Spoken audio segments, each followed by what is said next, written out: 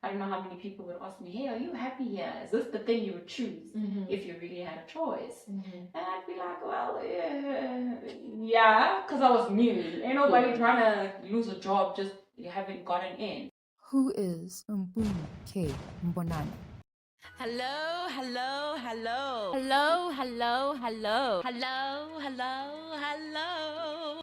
One of the best in the industry. I am so excited. Nompumelelo Mbonane.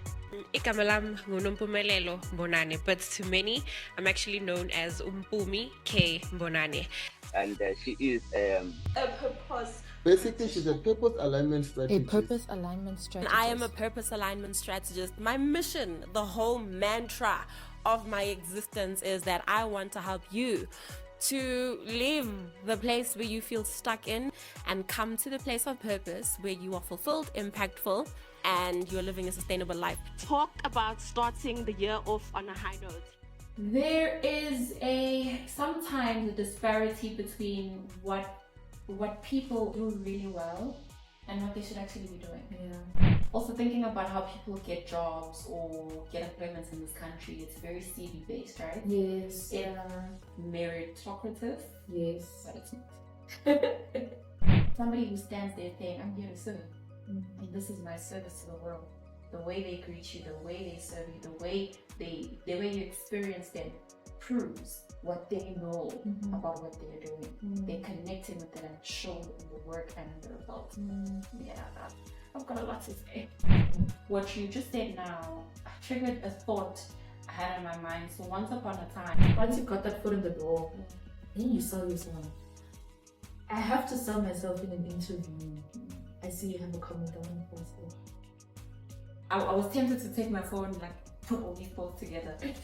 But I found work that gave me joy. I didn't have to work or toil for that joy. Yeah.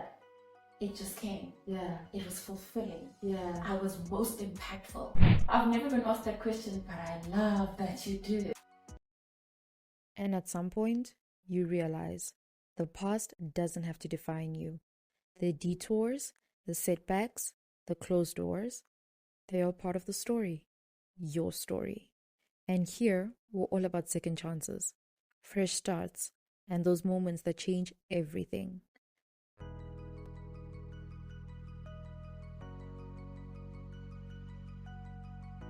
Welcome to the Breakthrough Sessions podcast, where we talk about the messy, the beautiful, and the in-between. Because every ending is just the beginning of something new. I'm Refilwe, and this is The Rebirth. Let's get into it. Yes. What do we need to know about you from your childhood to bring me to the person that's sitting in front of me today? I've never been asked that question, but I love that you do. Ooh, because so much of what I am now and what I do is referenced from my childhood. Okay. I was the kid that lived in s3e2, but whose mom had foresight and wisdom enough to take me to schools outside of the township. Okay. So I went to Model C schools, as they were called back then. I don't know what they're called now. But I went to Model C schools and I could speak good English and I was good at math. And so when I got back home, I gathered all the kids in my street and maybe others from other streets. And I would sit them down to say, I speak better English than you and we're not going to have that. I'm going to teach you English. Yes. And I tell them I'm so good in math, I'm going to teach you guys because I want all of us to be smart. Yeah. So after school, that's what we did. I taught them. So I don't know if they still make these doors, but they were corrugated iron doors that the one we had at home had rusted. So there's a perfect chalkboard, right? And the ceilings are made of chalkish material, right? So to break that up, I've got chalk, I've got a chalkboard. I'd write all the sums on the board, I'd write all the English on the board, and I taught them all of that. And after that, because I was also a kid that loved to play, right? And so I gathered all my toys and I was like, guys, we have learned enough for the day, let's play toys. And we played toys together, and people were tired will go home. Those who fight will break up, and people will go home. Yeah. And sometimes that still is cocoa. I don't know what is cocoa is in English, but you know when you make pap and that ham. Oh, the base, layer at the bottom. Yes. That steal that from yesterday's pap. Steal tomato, chop it up, and like, guys, we've got a meal. Let's play house. That is me. Always playing, but always bringing people together and teaching people. So during school holidays, it's holiday time. Nobody wants to learn. But I still wanted to gather the folks, and so I'd bring all of them together in my mom's yard and we'd play Coca-Cola Pop Stars. I don't know if you know Coca-Cola Pop Stars, but it was a music show back then. We played Jiga Machiga, we played beauty contest. So I was always that girl, right? If I'm not judging, I'm hosting. If I'm not hosting, I'm participating because I can do all of it. Yes. And so now thinking about the person that I then grew up to be, or the person that I am now 30 years later, I realized when I left my corporate job that what I really wanted to do was teach, because I was really gifted at that at church. I'd stand in front of old people and I'd teach them the word. To point it, they'd say, you need to be a pastor, or wait, what did you study? You're in the wrong profession. You should have been a teacher. So I always had this knack in me, or this natural gift, right? And so when I left my corporate job, it was to, and back then I thought it was coaching, and I really believe it is because I also was trained a bit as a coach, and I also thought it was consulting because then I'd give my advice, right? Now thinking about it, I'm just like, actually what you had started in 2019 was a learning and development firm, a learning and development consultancy, which is not strange to you, because you would get home from school, not even take off your uniform, and you would teach. And at the end, or during school holidays, there would be talent development. So talent and learning has always been my thing. And I think understanding or knowing that about my childhood really puts this Mpumi into perspective. One last story I don't want to leave out in case my childhood best friend is going to be watching or listening to this, is that when I'm done teaching and all the elders are coming back home from work, I'd grab my friend. I don't know if you know those small Gillian Bibles, those small blue Gillian Bibles, the New Testament Bibles. Take that Bible, take my best friend, we'd stand on top of a boulder at the corner of her home, and we would shout. So she would say in Zulu, Lithi izile Nkosi, oh, your girl, and we would preach to all the elderly people, because your kids have learned. Now it's time for you to get the word. So that's who I was, and that's who I still am. What a vibrant child. Oh no, I was a very vibrant child. My mom used to say to me, when I'm Mpumi, sipunyuzwa kulala, meaning the only time we rest is when you're sleeping. Because you talk forever. You want to perform, you want to sing, you want to dance. The TV's on, but you want to be the TV. Yes. That's me, and I think very soon I need to be on TV. It will just be a full circle moment. Manifested, it shall happen. Thank you. Just take a step back. Yeah. So you mentioned that you did leave corporate. Yeah. But before we even get to that, you studied mining engineering. Yes. Why? I studied mining engineering because I was told that if I do anything else, or maybe the thing I did want to do, I would be wasting my brain. Let me read it back in. So I always wanted to do psychology. Maybe let me not say always, but because of my nature as a child, I thought social work, working with people, making people's lives better, that's what I wanted to do. But when I got into high school, I did go to a Model 6 school. Yes, girl. When I got into high school, I realized actually there's a branch of social work which is psychology, or maybe I'm more advanced, I don't know. I'm not really particular on the PC term. But then I discovered psychology, and I discovered child psychology. I was always working with children, even though those children were not my age as well. But it computed in my mind, right? And so that's what I wanted to study. Grade 11, we're asked, hey, what do you want to do? Because it's time to now apply at university. Luckily for me, in high school, the high school I went to, everybody did the same subject. So we all did pure maths, we all did physics, we all did accounting, we all did economics. There was no branch, accounting branch, no, everybody did the same thing. The only thing we didn't have was biology, but the year after I left, they introduced biology, which was great for the kids who wanted to go into medicine. But anyway, I am discussing this with people. I'm telling my brother-in-law particularly that I want to be a psychologist. And he says to me, what? you want to listen to people's problems for a living, something you can do in your spare time or something you already do. No.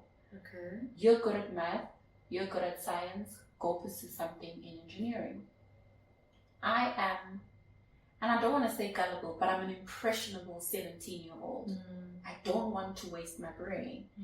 I don't want to do something that will be considered, menial work. And so I get into those perspectives, I check what is out there for me, and I landed on the easiest, in my view, the easiest of the engineerings.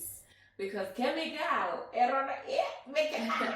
No, I wasn't going to do any of those things. Mining sounded easy. I mean, what could be difficult about going underground, blasting rock, coming out of the diamond? Right? Interesting take, but sure. First year showed me explosives. Okay, Ooh. the very thing that they use, that, oh my gosh, everything was so difficult. Oh yeah. But that's why I ended up studying engineering, mining engineering, because I was told I would be wasting my brain if I did the thing that I actually wanted to do. Yeah. Okay, so you did the whole mining engineering thing, and then you finally finished your degree. Yeah. And I did so well. Can we just add? Oh, love that And for you. This is the thing that I don't think gets explored much, but maybe there is no reason to, but I'll just put it out there. There is sometimes a disparity between what people, or kids in this instance, because that's the context we're talking about this in, between what they do really well and what they should actually be doing. Yeah. So I was great at maths, I was great at science, but those weren't the only things I was great in. I guess our environment and our economy would have not been conducive to the other things I was great at. I sing, I dance, and I do those things pretty well. I love to speak. And this is the thing with me, I'm right, no, I don't know, let me not use dominance, but my left brain is very active and it's good. My right brain is very active and it's good. And so I was reading one of my psychometrics results that I did, I think in 2011, and all the results, so for verbal reasoning, for comprehension, for numeric reasoning, for patterns, all of them were above average. Oh, wow. And so at the end, they say, her verbal cognizance is good. Her reasoning, her comprehension, her pattern, numeric, is all good. Whatever she puts her mind to, she will excel in. And now, where does that kid go? It's a blessing and a curse, hey? Where does that kid go? Yeah. Because put me on a stage and I'll dance the stage on fire. Yeah. Put me in front of books and I'll do that thing so well. So it's great to have a kid who's left brain dominant, because they're going to go into those industries that are either accounting or law, engineering, because that's them. Right brain dominant kid, they will be your performing arts kids and they will be on stage. But I had both of them. And I think it's great because the one always lends itself to the other. But really the challenge was not knowing where to go, because I could literally go anywhere. And the truth about us being finite human beings, we can't do everything. Not at once at least. And the truth is, when you do pursue one thing, the opportunity cost of not doing the other thing comes into play. So you might find that the thing you can do now but choose not to do because of maybe how structurally around you things are positioned, by the time you actually want to do the thing, or you can do the thing, or maybe let me say want to do the thing, you can't. For example, there are careers that, and I don't want to sound gloomy and doomy or whatever, but there are things, let me not say careers, there are things that are time bound. For example, if you want to be Miss South Africa, you can't be 30 and be Miss South Africa. Yeah. So if that's the thing you wanted to do, the best time was when you're 18, 25 or so. Yeah. But at some point you don't qualify. And so this is the thing that we have to, and I'm saying have to because that's just how life goes. You have to pick a path. Yeah. And sometimes picking one path means sacrificing another path. So real. I detoured. What were you saying? Just had me think about so much when you were talking. I think the one thing that stood out was, you can be a jack of all trades, but then the end part of that is master of none. And in a country, and I'm really speaking about South Africa, in a country where we've been through a lot, like as a country, right? We were hit with apartheid, and then people had very limited choices, to now coming out of apartheid, to now like the world is your oyster. But there is still our parents still carry the traumas of what happened in apartheid. So even if you come with that thing of you want to do something that's outside of the bounds of what they would have wanted you to do, that's even trickier.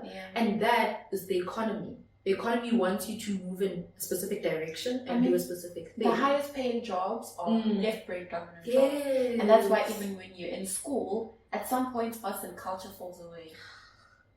Heartbreak. 100%. It's like we're all being channeled to these things. And that's why the school system doesn't work so great, because what about the kid who's artisanal? Yes. What about the kid who's actually just a musician and sitting there in front of a maths exam? It's frustrating the hell out of them because they really cannot do that thing. Fully. Yeah. It's so heartbreaking to think about that, but then like it's like, which way do we go then? Because apartheid did so much to unfortunately lead to the way things are now. And we as a country still aren't willing to take the risks to it's not like America, where America is the dream. You know, you go there, you want to be a clown, your parents will support that. And you will make money. You will make money. There's opportunities. You know, in South Africa, it's very limited. Not to say that you can't venture out into, you know, becoming a singer, for example, you won't succeed. You have to be a unicorn. You have to have the right support. You have to have started early enough. You have to really stand out as a person who will get there. And you have to have connections. Absolutely. Ooh, especially in that direction. In the creative space. It's who you know, right? So it's so frustrating. And from one multi-passionate person to another, I relate to that on so many levels, you know, because I can tap into my left brain and I can tap into my right brain, right? And you do well in both. Yes. And I feel like if I'm restricted to one thing, like I feel like I'm suffocated. It's so hard. And I don't know how many people can relate to that, right? But like, I can't see a world where I spend the rest of my maybe like 55 to 60 years in just one thing or one direction. But also there is no support, or there isn't enough support for branching out and doing different things. So then you end up becoming jack of all trades, or a master of none. Also thinking about how people get jobs or get employments in this country, it's very CV based, right? Yes. It's meritocratic. Yes. But it's not.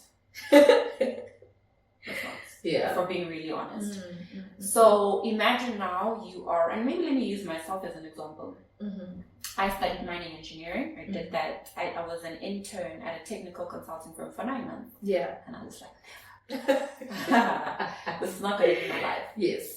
I worked at a bank then for 6 years, but halfway through that journey, I started a learning and development firm, right? So I did the bank for 6 years. I was running my own consultancy for 5 years, and I'm saying I was because I've since downed tools just in an attempt to transition into a different direction, right? And I won't forsake the work of my business ever, because that is the hill I'm willing to die on. I'm convicted of that work so much, and I absolutely love it. So in the 2 years, all I've been doing is this work, right? In the 2 years since I've left. Now you've got somebody with a mining background, banking background, HR background, because learning and development is an HR function. A 2-year gap. Sissy, what can you do? With your life? What are you actually good at? Yes. Can we trust you? You've been out of the game for so long. And so looking at South Africa and how decisions are based on what your CV says. If you don't have experience, and in my case, formal experience in a corporate place for this thing, can you really do it? Neglecting that I've been doing this thing for 5 years and very successfully at that. You know, when I realized that I want to go back into corporate, but not for anything else other than the work I know I'm gifted in doing, I started taking up courses, particularly in learning and development. And when they break down their frameworks and their methodologies, I'm like, whoa, this is what I've been doing this whole time without even realizing it, or without even, because in my mind it was intuitive. This is what you do, this is what you do next. And I've even developed my own frameworks. So nobody trained me to do this thing, but because it is my calling, because it is a thing that I was innately gifted with, you have to go to school and develop these frameworks and learn these things. But because God put me on this earth for this exact thing, it comes naturally to me. So that is a frustration then, especially being in South Africa, that you find that people can actually do the thing. Maybe not to the degree that is required, but with the foot in the door, they can totally, maybe renovate the house isn't even the thing to do, but they can totally upkeep the home because they've got what it takes. But because we don't have the experience, and it doesn't look like what it always looks like, we don't even get those opportunities, especially as multi-passionate, multi-faceted, multi-gifted people, is that we struggle to insert ourselves into spaces that we would thrive in because you've never proven to do it before in a way that is acceptable for the system as it is. I feel that on such a spiritual level. I want to add in though, or rather give a different perspective to say you're looking at it from an experience lens. I'm looking at it from a education lens. Because what I've picked up in my few months of being unemployed is if I did the thing that people are looking for, but I did it informally. So I didn't do it by way of formal education at that university where I did that qualification or specialized in that in an honors or master's level. It's like they don't even look at you. But I did the thing, and I've got proven success. I've got proven results of how I did the thing that some people went to school for. But it's like, or what I've I guess observed. And this could really be an assumption because it's not like HR comes back to you and tells you why you didn't get the post. It seems like if you don't have the education in that, they don't even look at you. So I've got two thoughts around that. The first one is more about you personally, and the next one is something that I discovered in these courses that I've been doing. So if you don't mind, what is the thing that you have to prove you can do that you know you can do? Also, I hope it's not an intrusive question. No, not at all. So I have an auditing background. I want to transition into more people work. So there was a time when I wanted to do things like change management. Oh, you mean in a different body? That's why I gravitated towards you because when you left corporate first and you explained what you did at the bank that you worked at, and I was like, I just want to do that, but I just need somebody to believe in me. But on paper, auditing is what I studied, and because I did it at an honors level, and then I worked for almost 4 years, it's like they see me as a specialist there. And not to discount auditing and say that, oh my gosh, I never want to go back, oh my gosh, it's not what I'm interested in. I still have a passion in finance. Let's go back to the multi-passionate element, right?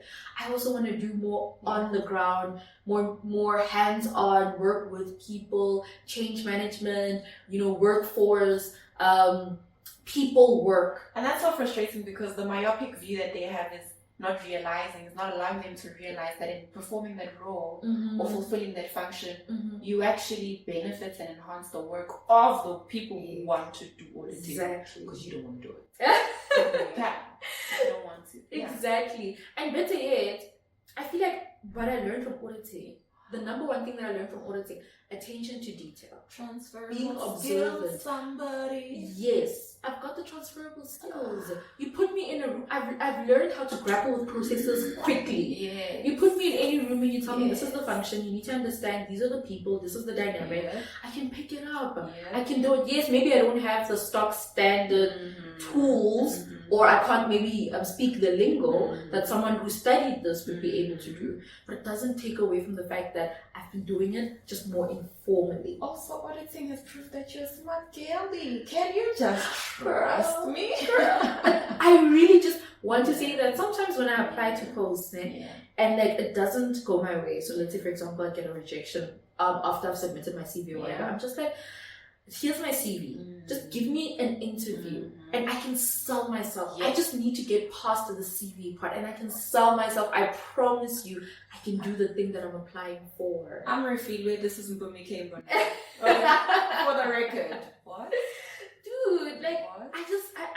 And that's why maybe I keep going back to the fact that I don't think our country is very risk averse. 100%. They are not willing to take a chance on this person looks good on paper. Yes, she doesn't have the complete criteria, but she looks good on paper. Let's just sit her down and see. This is the work I want to do in corporate, yes. Mm. Our corporates, man, our corporates are not nimble. Yeah. Our corporate, like, especially corporate SA, mobility is such an issue. Yeah. And I'll speak to what you were saying because you followed my story and you know it. Yeah. I guess to the degree that I have let people know Yeah. is that I had spent a year in a people function. Mm-hmm. Yes. Oh, and I knocked it out the park.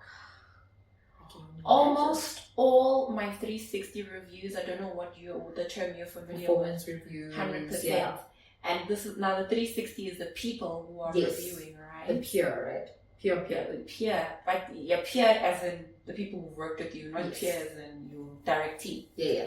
Let me tell you, they were just like, girl. All of them were raving reviews. Which I loved because that is the point I was trying to make. Yeah. Get to the end of the year, the beginning of a new year, and now bonus is coming. I Yes. have that conversation. Yeah. And I say, look at this. I've told this to you over 2 years. Mm-hmm. That I can do what I'm meant to do here. I can do what I've been hired to do. I can. I'm competent. But it's not my zone of genius. You're not getting the most out of me. And trust me, I am not getting the most out of this employment. So both of us are losing. Look at this. This is exactly what I wanted you to see. And I didn't manipulate the results. They were bound to turn out this way because this is what I know about myself. Yes. And the response was, this is great. But this is not what we hired you for. This is not what we hired you for. Yeah.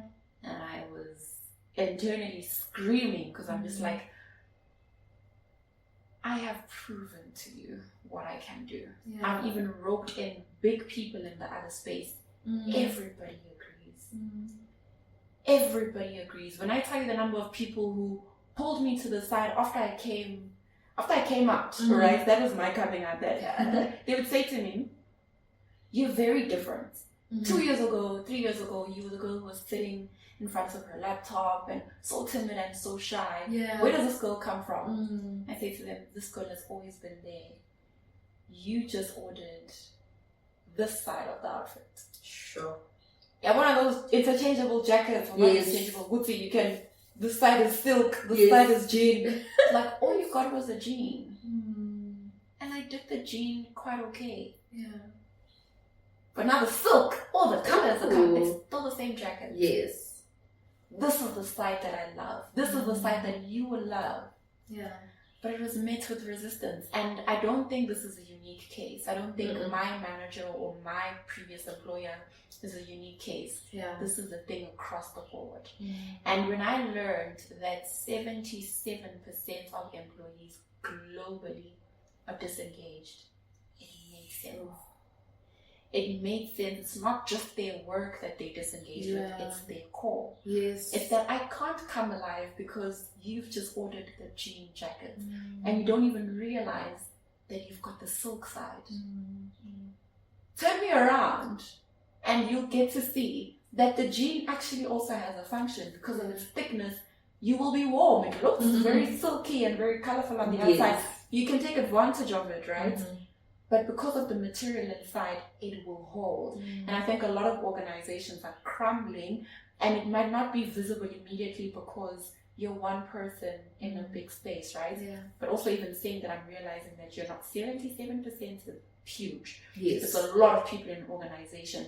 They're not doing the best that they can because they're not making use of, or they don't get the benefit of the gene, of the color and whatever, because all they're focused on is this gene. So I sympathize with that, and maybe not even sympathize because I've been through it. And it's a huge frustration, and that is the work that I want to do in organizations, to say, just give people's purpose a chance. And you will realize what a turnaround it will do in your organization for profit, for productivity, for engagement, and for overall connection and ownership of the task. People don't own the work that they do because they don't relate to that work. They don't connect to that speak work. to them.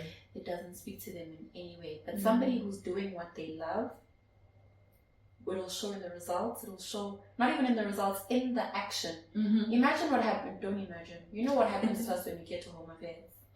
Or when we get to a checkers. We are treated so poorly. Yeah. Because people don't realize what they're doing, right? And maybe they do realize, but there's no connection to that thing. Yeah. But somebody who stands there saying, I'm here to serve, and this is my service to the world. The way they greet you, the way they serve you, the way you experience them proves what they know about what they're doing. They're connecting with it and shows in the work and the results. Yeah, I've got a lot to say. And what you're saying is so on point. And maybe let's name what we're talking about, because basically what you're speaking to is alignment. Yeah. It's about being aligned. Before then, sorry, Yes. I'm so sorry to interrupt. I said No there were stress. 2 thoughts, right? Oh yes. What's the one? Yeah. The second thought, and I don't know if this will help you or frustrate you, and I don't know what you can do with this information. I know what I'll do with it, and I'll tell you what it is. So, in these studies of mine that I've been doing on learning and talent and career development, is that they have in the learning and development space, they have the 70, 30, 20 principle, I'll call it. This principle says, I'll start with the 20 and I'll go to the 70, and there's a reason I'm doing that. Okay. This thing says 20% of what we know, we have learned from peers. So these are your coaches, your mentors, your colleagues. 30% from formal education. Okay. 70% is informal, and by informal I mean on the job training. Yeah. Now on the job, 70% I've shown you. From my peers, I've grown and learned. So the only thing standing between me and the thing I know I can do excellently is the 30% that I don't have. That's frustrating. It is. If globally this principle or the standard applied or was applied, we wouldn't be facing the challenges we're facing, because there's an understanding.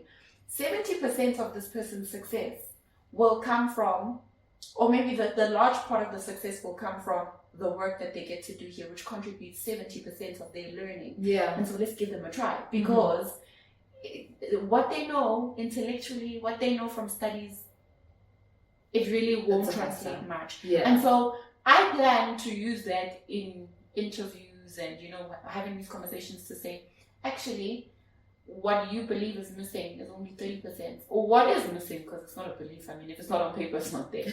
Yeah. What is missing is only 30%. Yeah.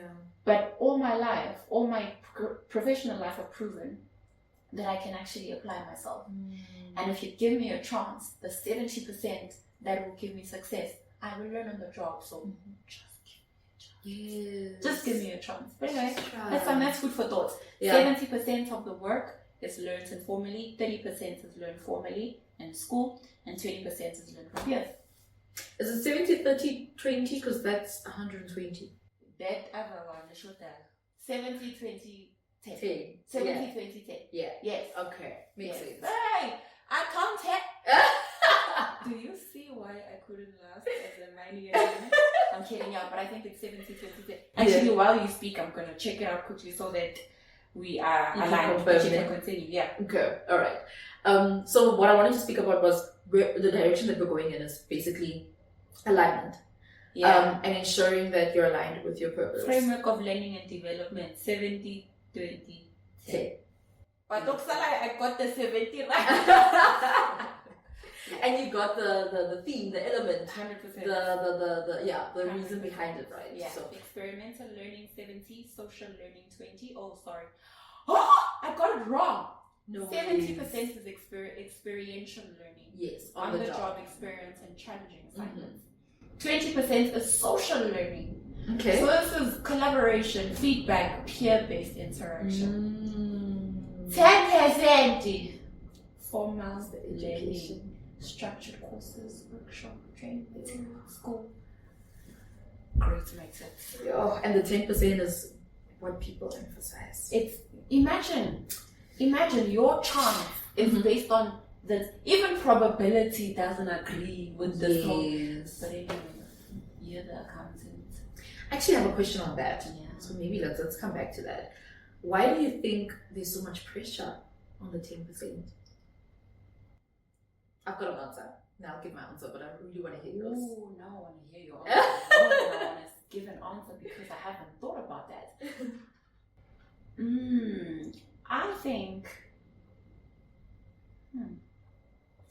I'm now even starting to think about where this actually applies. And I don't think it applies university. Okay, go on. And I'm going to be a bit controversial, but follow. Okay. Okay. This whole thing is mostly applied by African families or African parents. Go to school. If you don't have an education, you won't make it. Yeah. And to a large degree, they are right because they didn't make it. With their lack of education, all they could do was clean and cook and fix pipes. Yeah. But they saw that those who were educated or those they perceived, because that's where I'm going, as educated were occupying the serious roles in society, right? Yeah. So a black parent will say to an 18-year-old Mpumi, go be an engineer. That's the only way you'll make it. Van Riebeck will say to Tanya, what do you want to do? Oh, you want to act? Sure. Take it to NSA. Or you can go do Bachelor of Arts at AFDA or VITS or whatever. So it really applies to us because that is the key, right? That they have found, our parents have found to work. Whereas the other side is more liberal because they know. That's the one side. The other side is, I'm a mining engineer. And I don't think this is a secret. You go to the mine, the people who are in the mine, at every level, and now mostly at top levels because the industry has been there for a long time, are people who never set foot in a university or a college. Sure. So back then, it was understood that this person will do this work if I teach them to do this work. Not if they sit in a class and they learn the burn factor or the explosive factor of a detonator. That's not going to help them with nothing. And so they finished matric, and they went into the industry and they learned. And today, they are bosses and they are managers and they've never set foot in a university.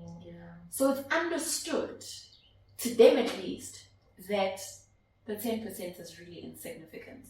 The 70 is what gets the job done. But we don't.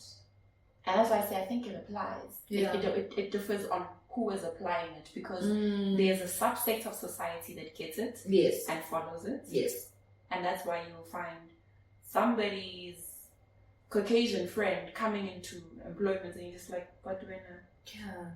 Didn't even go to school. And it's because they know. It's because they know. Tina, give me your CV. Give me your CV. And I think it's not helped by the fact that it's now our people that are running the show now, but also governing the country.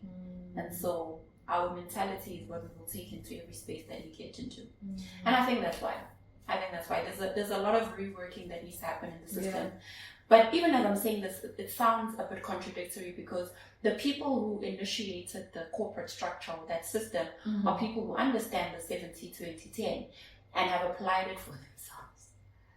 Okay. Maybe it's a double standard. It applies to them, but we're not that key. Come with the education. And I think also that's a way to set us back. Sure. Because they'll leave school and get into employment quickly. You're 4 years behind. They can justify why you're not a manager or you can't be a manager because you're 4 years behind. You get into the job. Oh, you still need training? Oh my gosh, it's gonna take you another 7 years. When are they progressing? So I think it's a double standard that allows them to continue reigning while we catch up. What was your thought? I had one thought, but I've got two. So I actually heard this in a podcast, and I have mentioned in a previous episode before, so people don't be surprised. Yeah. You're gonna hear it again. This girl, she was talking about, I don't know if you've okay, actually it doesn't matter, it's fine. But this girl, she was talking about how she is from Nigeria, and she started out studying medicine. So she wanted to be a doctor. There's a Yvonne orgy. Yes, you heard the story. That's what I was gonna explain. Yeah. But let me re-explain it for everyone else. So she was giving the theory of like, she started off with studying medicine and then she wanted to be a comedian. But like, how in the village they don't know anyone who's a comedian. It doesn't make sense to them. A doctor, a lawyer, or an Accountant or engineer. Yeah. They just, if you want to be those four, they can identify people in the village or a friend of a friend of a friend who can come help you, tell you how to what to study, where to go, help you out if you're struggling, etc. But now you want to come here, you say you want to be a comedian. So you're black, who's gonna take you seriously? Exactly. You want to be a comedian on top of that, right? Playing games, right? So now they're saying, okay, but how are we gonna find a comedian in the village who can help teach you? Do you go to school? Like, how does it work? So for them, it's almost like them being parents. It's almost like if you want to do something that's not in the stock standard range of things that they want you to do, it's like you're crippling them of the ability to parent. And they don't know what to do with that information because now they must just sit back and watch you figure it out, and they can't help you. They don't know where to point you in. They just have to just hope that it's going to work out. Also, no parent wants to see their kids suffer. They know the world. And that's where I was getting to be like, they also don't want their child to be struggling outside in the world. And that's the second point that I'm leading to, that I think, unfortunately, and I don't know if this is universal, this is country-based, it's a fear, we live in a fear-based world.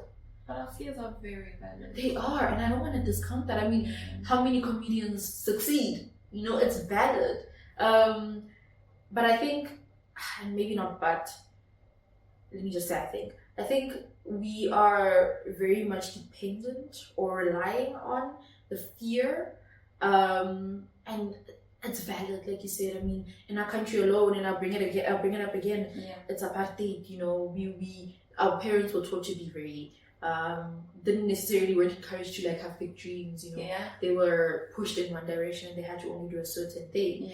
And now coming out of that as well, you know, that's kind of what's guiding them when they parent, you know. And then thinking about our economy, like you say, is there an economy for a comedian? You know, is there an economy for a singer, for a dancer? Do we have opportunities for that? And already our unemployment rate is so high amongst the youth, and that's for people with an engineering degree, with an auditing degree. Now you are coming here with your, I don't know, short course in comedy, short course in filming, or your diploma in being a producer, and now already we are struggling, and now here you come with yours, where everyone else wants to also be that, and it's like, it's an uphill battle. And you know, I'm thinking the whole notion of build your own table if you don't have. The thing is, as I'm thinking about, do you know Joe Mafela? You know, when were you born? You don't know I'm 1 year younger than you, girl. What is going on? Still walks good is nice. Yes. That man. Yes. That man, I don't even think he ever studied anything that has to do with acting or whatever. But he did it so well. When you think about shows like Mpumi K, you think those men went to school? No. They were so entertaining. They were so great. And this is the thing that where does natural talent go? Is there room for it? Because even if you're told build your own table, let's say this is the room we had. We can only make so many tables. At some point, we'll run out of space. We are the same people. Can I add on to that? And this might come across as controversial. I don't believe in build your own table. Tell me more. I don't, because tell me more. So fine. Tyler Perry, I think, is the one who coined that term, right? That if you can't find a seat at the table, I think it was him. If you can't find a seat at the table, then you must build your own table. I get that it helps to get certain people who don't have opportunities it gives them a platform to get Or the maybe even opportunities. Permission and to awareness. Yes, Yeah. yes. I totally get that. I understand that. I believe it's important because yes, there are certain people who have been who haven't been able to get the opportunities that they want to get, right? I get that. But at the same time, I feel like it's just creating more division. It's just making the space between the original table and the table that's now been created, it just becomes bigger and bigger and bigger.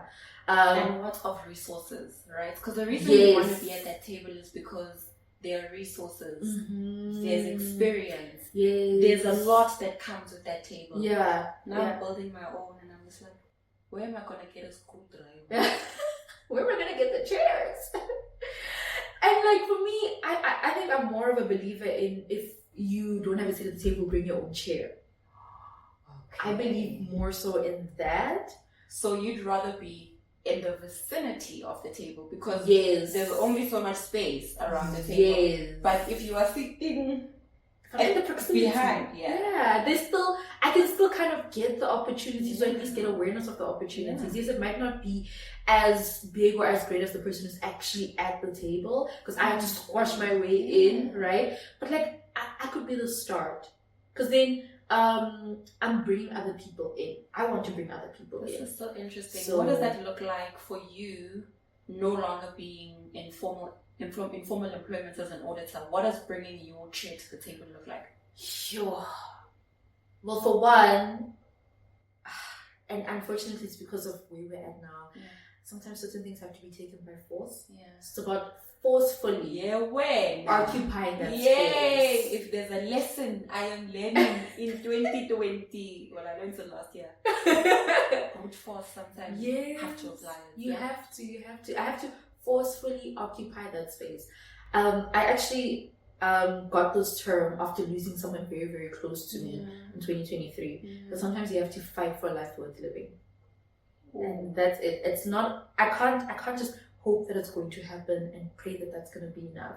I can't just reach out to somebody and ask them for assistance and pray that that's going to be enough.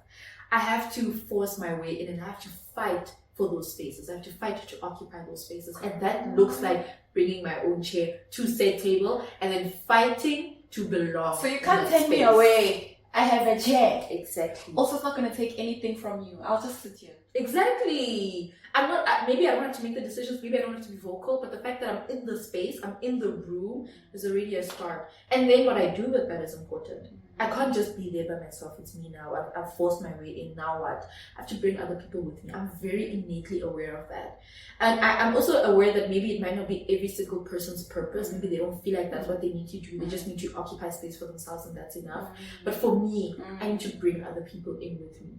I have to carry that with me. And I have to hope that even though I'm fighting to be trying to get in the vicinity, I'm hoping that in a couple of years' time, other people won't have to be fighting. Oh, so what you just said. So I'll come back to this because I want to talk about it practically, right? Yeah, like what can you then do tomorrow? Yeah. What does it really look like practically bringing your chair to the table? Yeah. What you just said now triggered a thought I had in my mind. So once upon a time, I had this manager who was a bold woman who knew her story. Oh, love that. And she knew that she knew her story because you would, when you're seated and she's coming in after 9, you would hear Mutsaman. She's in the room.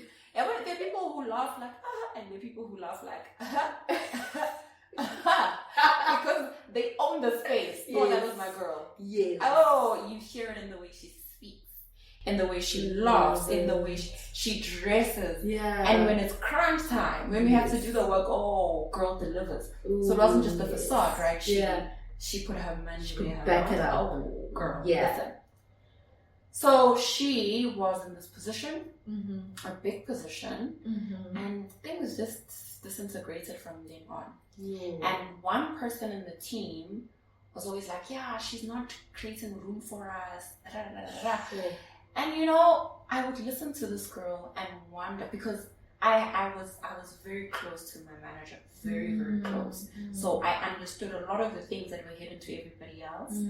I did a lot of the work, and we worked very well together. Yeah. And I understood that while to everybody else it will seem like people have got power, more often than not, especially if your token of power is a black woman, it's an illusion. Sure. And so while I hear your desire to bring other people along, and it's very possible, I just wonder how many other leaders had that aspiration or that intention moving into their roles, but when they got into the position they realized, hey, I'm just the face of DEI. I'm just a BEE symbol. Tokenism at its best. Tokenism at its best. Yeah. Irrespective of how much they try and the conversations they have and wanting to create room. Yeah. You're enough. We only had room for one of you. Oof. Ooh, Mpumi. And that is just the reality of what happens up there. I'm not in any way trying to justify what corporate does and how it does it. Yeah. But if you're somebody who's watching and you're frustrated by lack of progress, or your manager, especially if they're a woman and they're black, not doing enough for you, please consider that what they're doing is all they can do. They're doing the best that they can. And not more. Yeah. Because if that person has got the right intention and they've got the right heart, they have tried to fight for you, but they experienced pushback. And there's only so much we were talking about being a troublemaker. Yeah. There's only so much you can say and do before you run out of rope. And people don't want to get themselves to that point because there's a lot hanging, or a lot relying, depending on their own career and the money they make from it. Yeah. It's a sad reality. It's so true. So nuanced. This corporate thing is so nuanced. It's so nuanced. But practically, bringing a chair. Yeah. What can that look like for you, and what can you do tomorrow in bringing your chair? Because you realize with that, these people, they don't have seats for me at the table. Okay, so I explained the element of bringing people with me, and we spoke about that, so that's fine. Practically, and what forcing, I guess, looks like. I call it knocking until your knuckles turn white. I'm not going anywhere. You're gonna open. Yeah.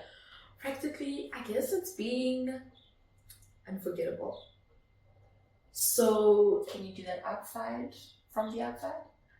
Now that's where access is important, right? Yeah. How do you get the access for you to stand out, for you to be unforgettable? Yeah.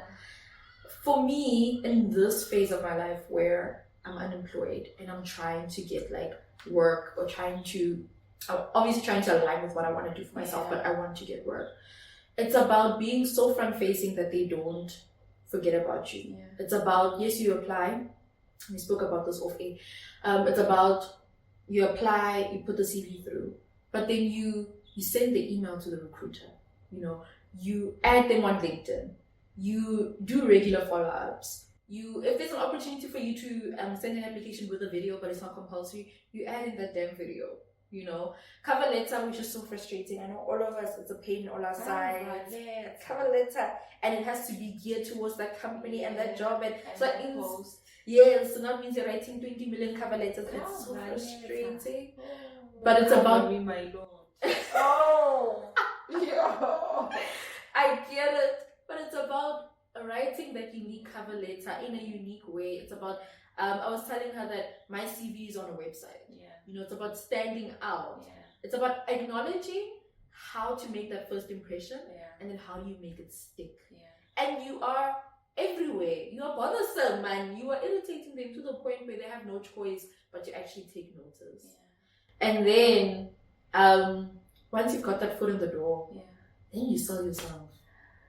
I have to sell myself in an interview. I see you have a comment. I want to post it.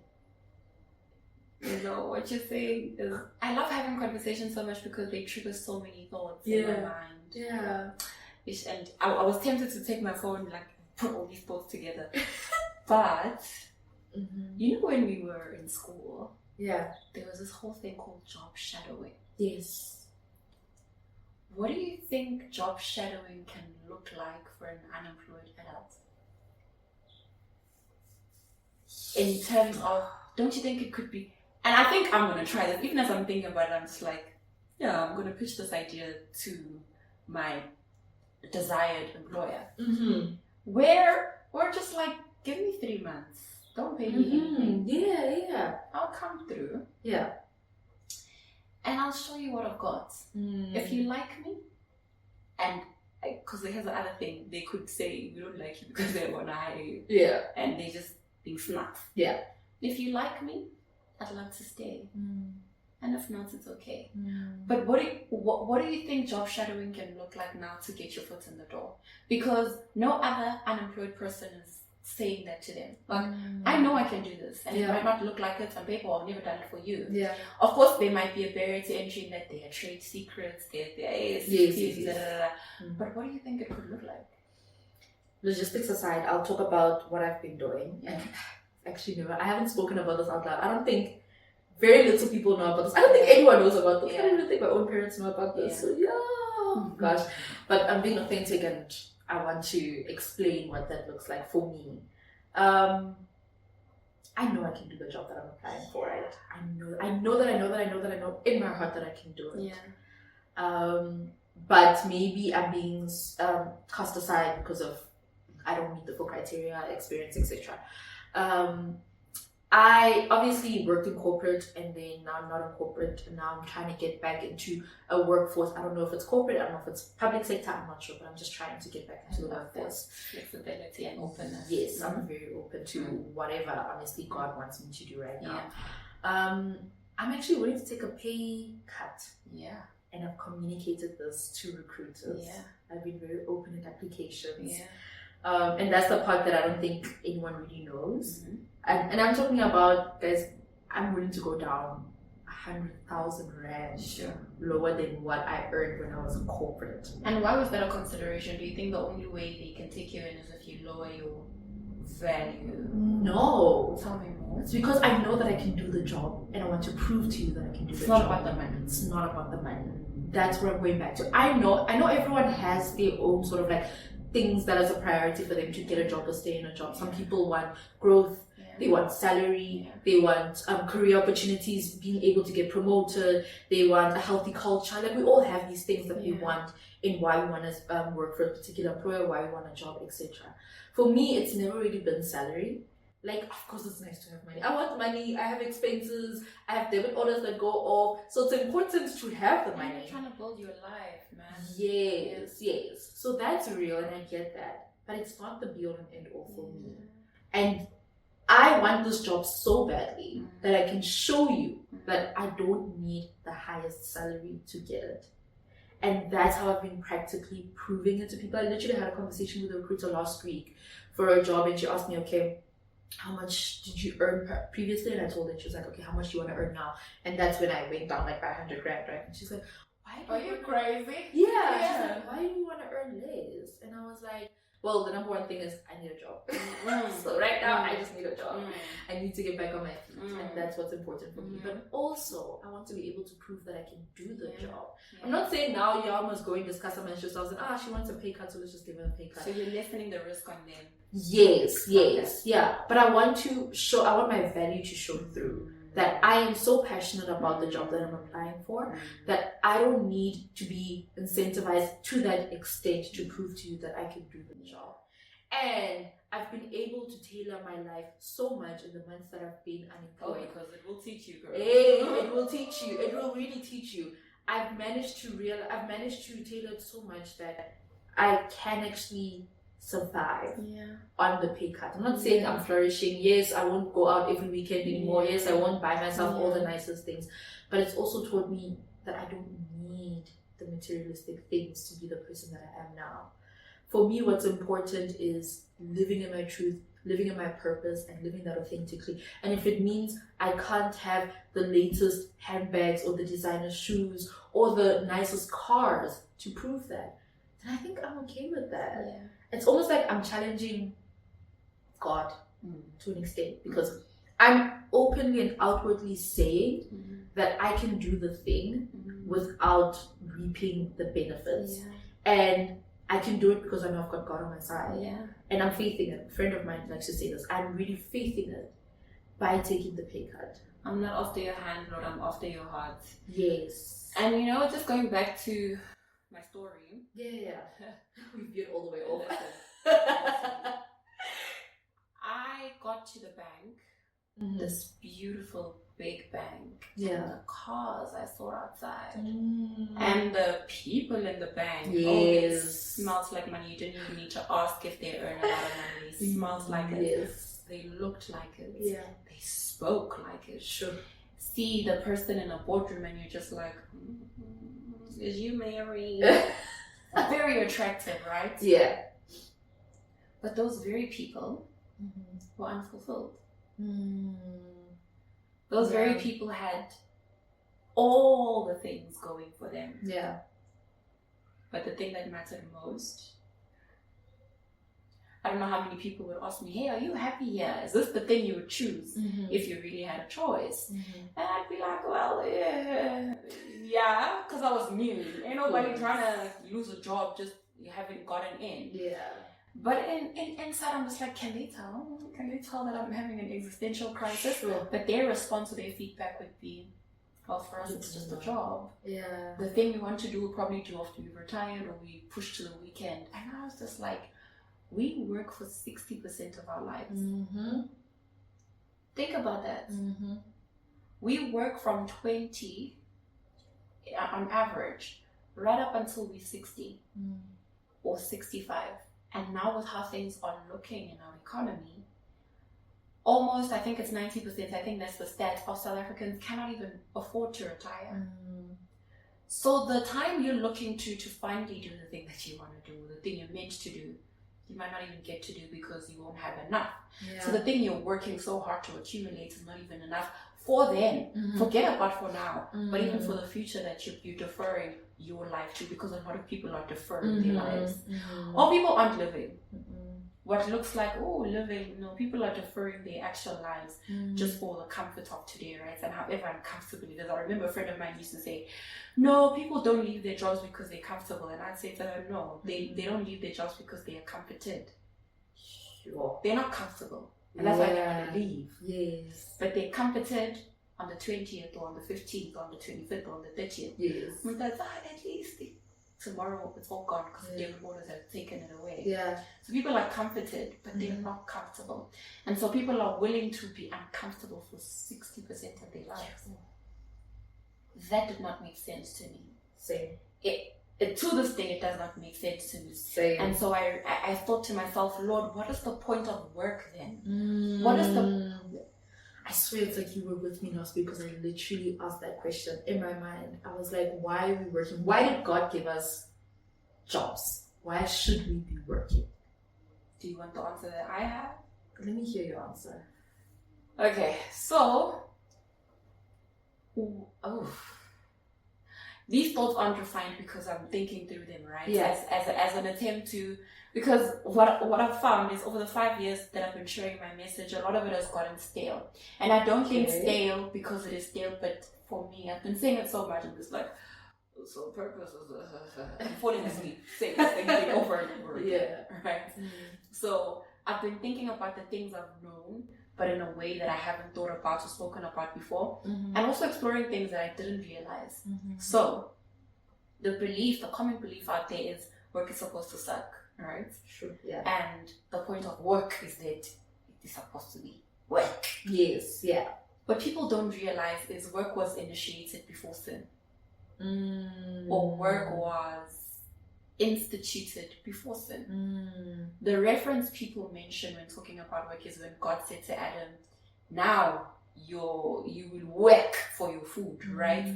Your brows will sweat for your food. Yeah. And that's the reference people have of work.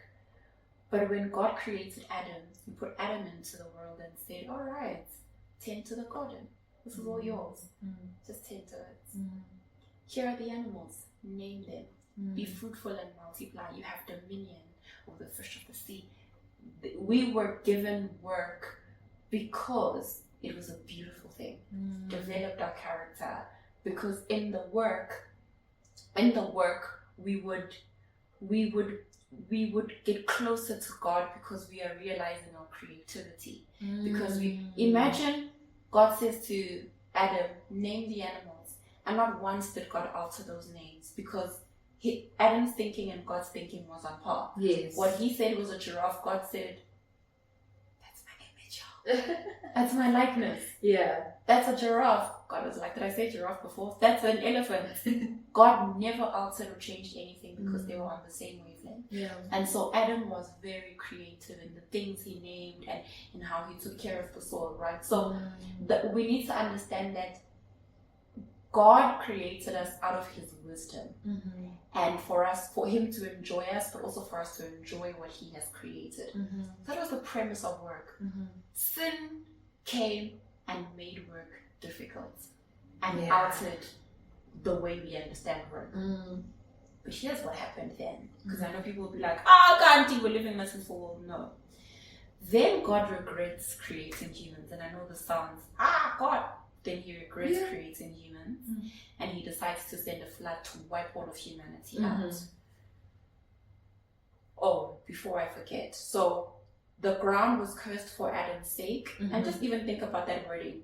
Cursed is the ground for your sake.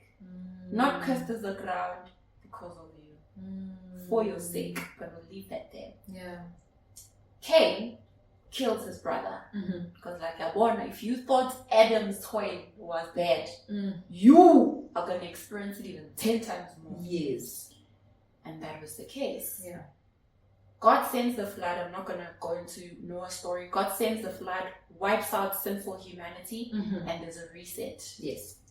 And God says, the curse that I placed on the ground and on Cain, all of that is now gone. Yeah.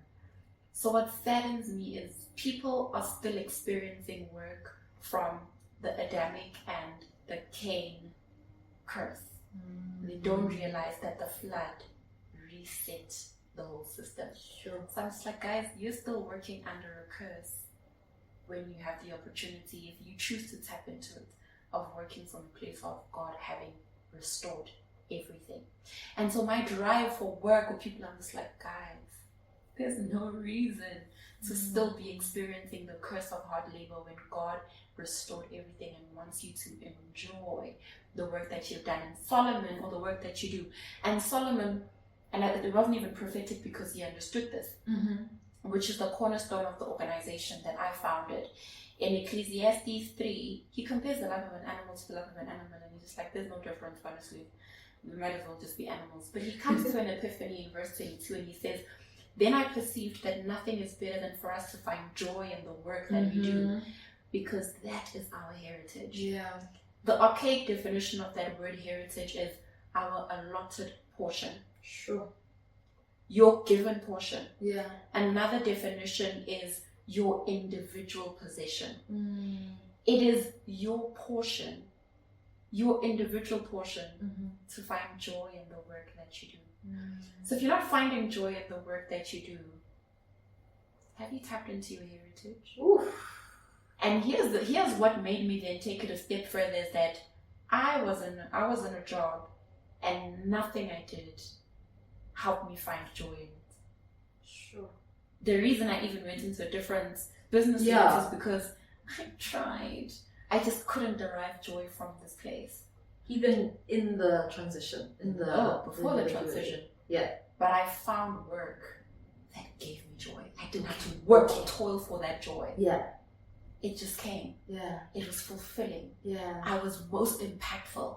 I could earn. Yeah. Then I realized, actually, Solomon, if we can even take the Bible to a notch higher, it's not just our heritage to find joy in the work that we do, but it's actually such a beautiful thing that restores us back to God's image if we find work that gives us joy. Now that is luxury living. Yes. And it's available to everybody to do. Yeah. I think it's purpose.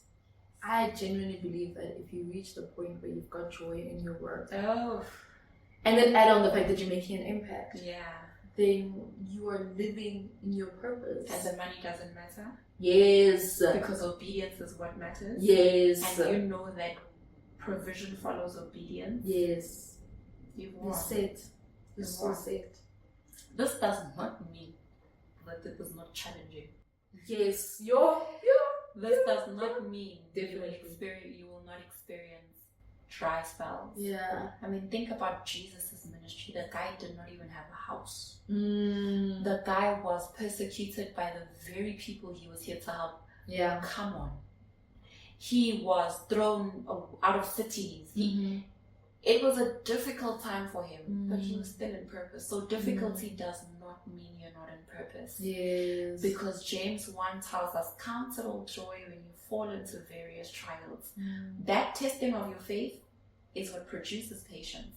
And if you allow for patience to have its perfect work, you will be perfect and complete, lacking nothing.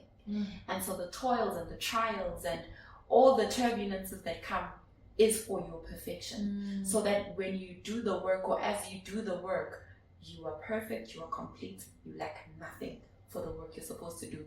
It's difficult. I'm not talking as somebody who, I've been fully doing this for 2 years. Yeah. And it has not been a smooth ride. It has not been a smooth ride, but the person I am today is nothing compared to the person I was 2 years ago. Not only am I more convinced about the work, not only am I more clear on what it could look like in different spheres, I am a totally mature person because I've let patience have its work. And it's been a work, alright? Yeah. So it's not without its own challenges. Definitely. But it is purposeful challenges. Yes. For lack of sounding cliche. Yeah. So many questions. So many questions. Just reminded me of a video that you did a couple of months ago. Yeah. Where you asked the question, and I'm paraphrasing, so I hope you remember what you asked us. What if I was in the this video? Yo, I need you to remember. I need you to pull. You're talking about success, and you were saying that it was, I think you went to a Women's Day conference, something like that. Yeah, and you're talking about success, and you said that basically it is, what does God, I almost want to say, what does God deem as success in our lives? Because if we are struggling through our purpose, then is that success? Are we succeeding? And what I'm trying to get to is, and genuinely, I think I'm watching the question, but like genuinely, what you were asking us was, or what you were imploring us to do, was for us to really push ourselves to determine that, are we defining success the way we as humans think is success? You know, the cars, the fancy cars, the money, the nice houses, etc. Or is it more about living in a godly success? And if we are not living the human success, the human's version of success, then are we actually successful? I think I remember the thing you're talking about. So it was a panel that I was listening to, and one lady was like, yo, the way things just happened, I just knew it was God and it was my purpose, right? And I sat there like, of late, I cannot count serendipitous moments that have happened. Does it mean I heard God wrong? Yeah. Or I'm not in my purpose? Are things just happening successfully a signal that you are in purpose versus when you are struggling and toiling through it, right? Yeah. And a juxtaposition is, at that very same event, there was a lady who was telling us that, guys, a year ago it was rough. We lost everything. My kids had to move back with my parents. We lost our home. We lost this because things were just not working together. Yeah. If there's one thing I am certain of where that lady is concerned, is that she is in her purpose. What she's experiencing now, she even said, guys, the house I live in now, I'm just like, me. Yo. What? The kids are back home with the parents. Yeah. Everything is not working well. In the year of lack, she was in purpose. In the year of abundance, and I pray every other year she will live in abundance. Yeah. Purpose. Joseph, think about Joseph in the Bible. The dream was, or the interpretation was, there will be 7 years of lack, 7 years of plenty first, and 7 years of lack. Yeah. In all that time, he was still in purpose. But there was lack where he was. Yeah. Well, not where he was because he was smart enough to know what to do in the years of plenty. But the truth is, it won't always look like what we... That's why I'm even saying, success for me in the past year looked like nothing like I would have wanted, right?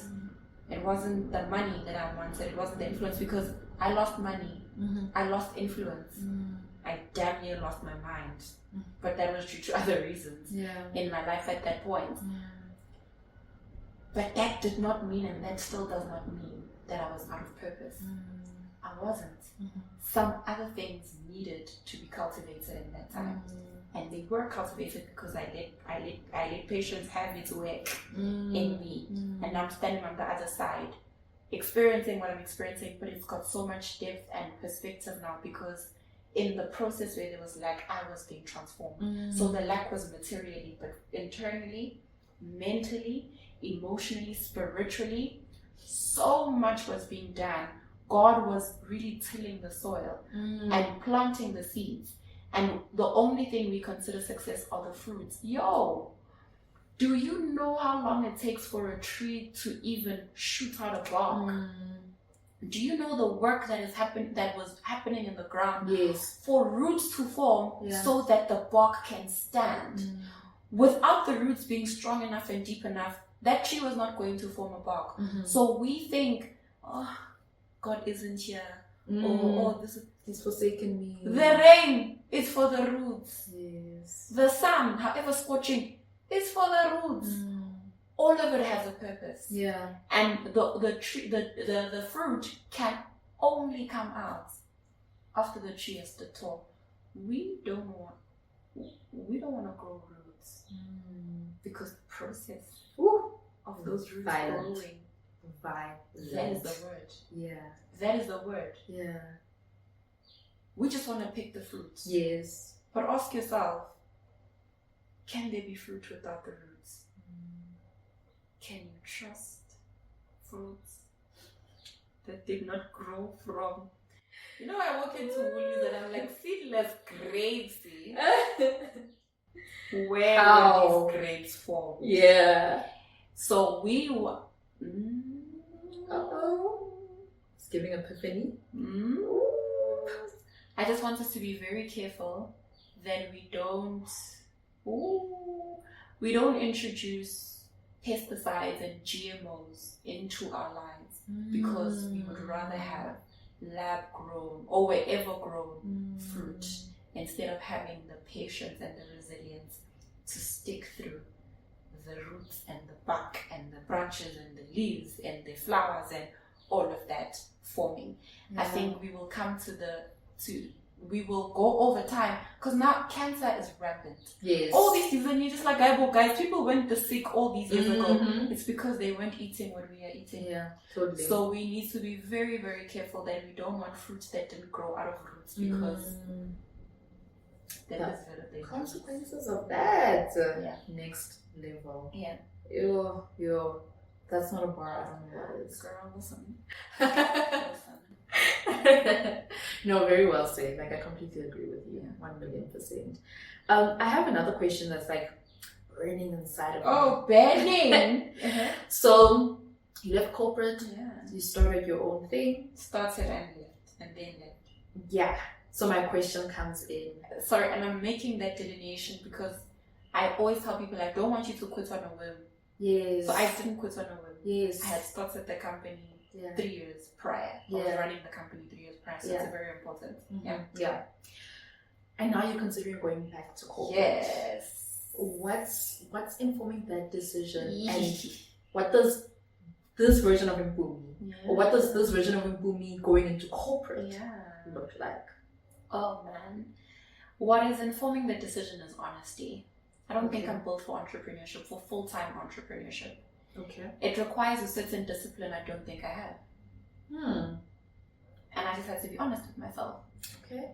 One of the modules in my courses really explores then making the choice about the profession that's suited for your purpose, right? And one of the things I put in that module is really just comparing your traits to the traits that are required for that profession. And I only did this thing after I left because I was like, I need people to be very honest with themselves before they make any decision. And I guess that's also another gift that came as a result, because I wouldn't have had that it's not foresight, I wouldn't have had that knowledge had I not quit and had I not had the experience. So that's the first thing. I don't believe I am built for full-time entrepreneurship. It was great when I was working because it didn't require all of my attention, and because I knew that I've got a 9 to 5 and a 5 to 9. All you have is 5 to 9 to get your act together. Yeah. But the open-endedness of entrepreneurship full-time, that was driving me insane. Okay. I also realized I love structure. So the structure that corporate provides, absolutely love it. I love the whole construct of being in a group of people or with a group of people and working collaboratively with them.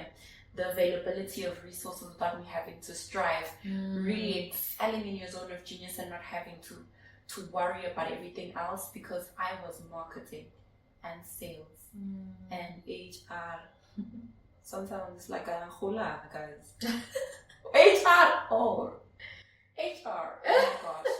As everything, the brains, it is exhausting. It is exhausting. And another thing that I need people to be very, very sober about is that business is hard. Yes.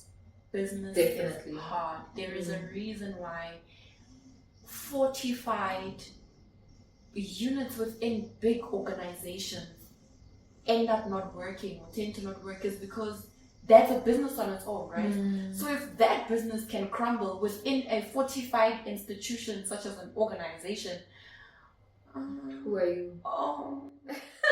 And I think that I'm saying this to It's comfort people who feel like failures, or no, business is hard. Yeah. And if a business within a business of a business, and it's not even a South African based globe, if those businesses can fall and they shut down, there's nothing wrong with you. It's just the nature of the game. Yeah. But there is one thing that I think was the biggest driver for me wanting to return. So I was working with one-on-one clients when I started out, right? It got too much and I organized my people into cohorts. So I would do group coaching. And then I wanted to take it mass. And in that time I was taking it mass, God was just like, sit down, girl. We need to talk. Okay. Can you talk later? I'm busy taking over the world here. What do you mean? But even with that, I realized, because the past couple of months in business were really, really tough for me. And it wasn't because there wasn't interest. It wasn't because people weren't coming in. They were. There's interest. People are in trouble. They're investing in the program. But I realized that the model I was using was not sustainable, especially in our context. So I used to follow a lot of American coaches, a lot of UK-based coaches, and we spoke about it earlier. The climate and the context there is very different to us here. America is a very entrepreneurial place, right? It's an entrepreneurial conglomerate of states. And that's why you will hear when somebody asks, what do you do for a living? Oh, I'm a bartender, I'm an actor. They do all these things because the climate, even the president is an entrepreneur. It's a very entrepreneurial state, right? Not states, United States, America. Here, we're very corporate. We are corporate driven, right? And so the idea of entrepreneurship is only starting out. And if when I paid attention to the entrepreneurs that were really making it, and entrepreneurs who were making it in my space were entrepreneurs that weren't working with people one-on-one or working with individuals, they were working with corporates. So you'd find somebody who's running a coaching company, but bulk of their money comes from working with organizations. You find somebody who's a sales coach or a sales guru. Yeah, they do things with people and they teach people how to sell in their businesses, but a lot of the sales training they do is with organizations. And so I realized that they got wind of the fact that the way I was running business, and that's how they started, was not sustainable. And so they switched the model to work with organizations. And for a bit, I tried. I don't think I actually put in a lot of effort into doing that. Say, listen, I can't continue working with one-on-one clients, or even in groups, even if it's 5 or 6 of them, because it's not sustainable. I want to work with organizations. Then I reached the snag of the barrier to entry being, which organization have you done this with? Going. But maybe I should have said purpose practitioners, blah, man. Anyway, yeah, so that was then the challenge I faced, that I needed to prove that this thing can work for organizations, even though it has worked for over 100 professionals that I've worked with over the past couple of years, right? And so I realized there is work to be done. There is a need for this. There is a market. But the way it looks like in corporates is within the structure that is learning, talent, change management, and all those things. And so that's why I decided to go back, because I realized that instead of wanting to, and I can always do it later, but instead of fighting through proving to organizations that I can do this as a single entity, I can establish myself over the years so that when I do leave, and when I do leave again, because I know I will. Once I've tasted the other side, it's like, I know I'll leave again. But then at that point, I will be over 40. I would have had worked over a decade in the space. I will have the experience, and it will be an easy sell. I was sitting with, 2 weeks ago, I was sitting with a guy that I used to work with, and he said, Mpumi, I told you that you shouldn't leave yet, because I just felt like you don't have a lot of mileage under your belt. And I was like, I get it now. I get it now, because also for the work that I'm doing, there's a challenge of, what are you talking about? You've only worked for 2 seconds. What do you mean? And so that is basically the reason I'm going back. I realized that the model was quite unsustainable in South Africa. It could work in a different context, but also there was a barrier to entry in that I needed to prove that I've done it for an organization, and I hadn't. And it was very difficult to then try and prove myself for organizations. And so I thought, let me go back to do the work, because going back does not mean I'm going to betray the purpose that I know God has given me. Let me go back, really do this work exclusively, not as a side, because then I'll come up and say, but look, and they say no. So you do this exclusively, build the connections, build the mileage, develop more frameworks, be a thought leader, be really a pundit that people turn to whenever there's anything that's got to do with engagement and purpose and professional alignment. Really build my brand and build my name in South Africa and across the globe. And once that name has been built and established, then I can venture into whatever it would look like at that time for God, because He would have seen it. He knows it already. I just haven't stepped into it. So I don't know what it's going to look like in the future, but right now, this is what I know I need to do. So still doing the work, just in a different container. Okay, because my other question was going to be, practically, what does going back look like there? So it's literally, instead of gearing towards individuals, you're gearing towards 100%. So that is what gives me a competitive edge, right? I've developed my own frameworks. I've actually, I'm niched. I can get them generally and broadly, but when I'm there, I can do things that other people can't do, because I've spent 5 years really honing in on this purpose alignment, so I can get in and I can facilitate trainings, I can improve engagement in organization, I can make sure that employees are productive, that profits increases, I can do all of that. But I can and the reason I can do it well or better than everybody else is because I found the thing, I found the linchpin, I found the thing that moves the dial. And as a L&D or other change management people don't know what that is. I do, because I've spent the past 5 years really honing in on it. That sounds really good. You're basically going in as a consultant for the organization, and that's really good. And more similar, I guess, organizations such as yourselves such as yourself, have been more leaning towards that, like you said. So that makes a lot of sense. I also, though, just want to, point out or state that, yes, you haven't been working with whole organizations, but the fact that in any case you're going into the organization to help the people doesn't take away from the fact that you have experience helping people. Oh, So, I love that. yeah. I love that So, perspective. yeah. Also, I think it was difficult for me because I was pulling them versus going to where they are. Okay. They are already in corporate, just go help them there. But I love what you're saying, that I haven't helped whole organizations, Yeah. but I've helped professionals, okay? You And have. the professionals are in your organization. Yes. I love that perspective. So I almost, Beautiful. I almost want to encourage you to also Yeah. then gear it Frame towards it that that way as well. Yeah. Because for me, if I was like an employer looking for this kind of service, I would see it as a benefit that you work one-on-one with the people, so you know what it's like to work with people on that intentional level. So now you're bringing that to like my team, and that would get me more excited. I love You that. know, so Noted. yeah, Duly definitely noted. noted. What does Julie mean? Doubly noted. It's like emphasizing you noted. Really? I think so. Is it jewel or not jewel? No, DULY. Could be. I need to when we see double. Double for me is true. Okay, but Okay, yeah, no, not like that. Yeah, more like emphasizing the noted. Like Interesting. yeah. Oh, I've given the notice to what it's due.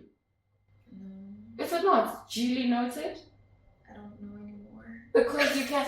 I think that's what it means, duly. Like I can give attention to something like, oh, okay. Yeah, But when I've given this thing the attention, it's like due. even more attention. Maybe. That's what it means. That's why I was teaching English. Girl. Right? Yes, breaking up English. Yes, girl. Yeah. Yes. Are you ready for the game? I am ready for the game. This is the game. That's the Let's game. go. We're gonna play the Is game. it gonna make me cry? We'll find out. Okay. Okay, so we're playing We're Not Really Strangers. Yeah. And I'll just read how to play the game. Okay. Okay, the purpose-driven card game. Okay. Alright, so there are 3 carefully crafted levels that allow you to deepen your existing relationships and create new ones. Oh, we have create new ones. So since we have a relationship. I mean, we've learned so much about each other in This is these true. few hours, This so is I true. would like to think so. Yeah. So the first level is about perception. Oh. Do you know how others see you? Level 1 is about gaining perspective on what first impressions we give off and challenging the assumptions we make about others. Boo! Already boo. It gets better, I Okay. promise. Okay. Level 2 is about connection. Yeah. Who are you really? Oh. This round is about asking the rarely asked questions and connecting on a deeper level. Oh, I'm that girl. Yeah, Okay. same. Then level 3 is about reflection. Time to reflect on your game experience. Game experience. Yeah, but you can, the questions that they ask, like it's even bigger than just the Okay. game, so don't feel limited. Okay. Yeah. Then we have special cards. Okay. We've got a dig deeper card, Mm. and each player gets a dig deeper card, which can be used once per level. Mm.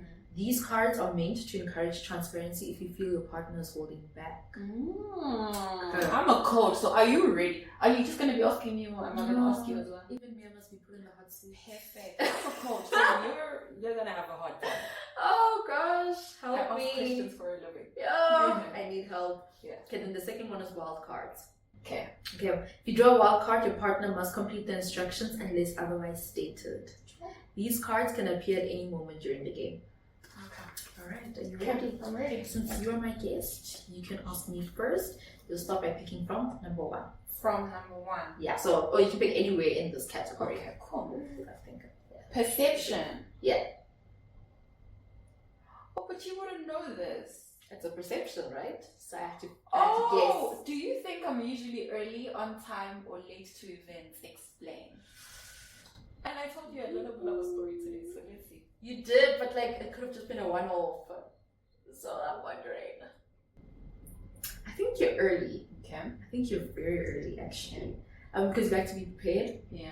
If you're anything like me, I think we've gathered through this whole conversation that we're very similar.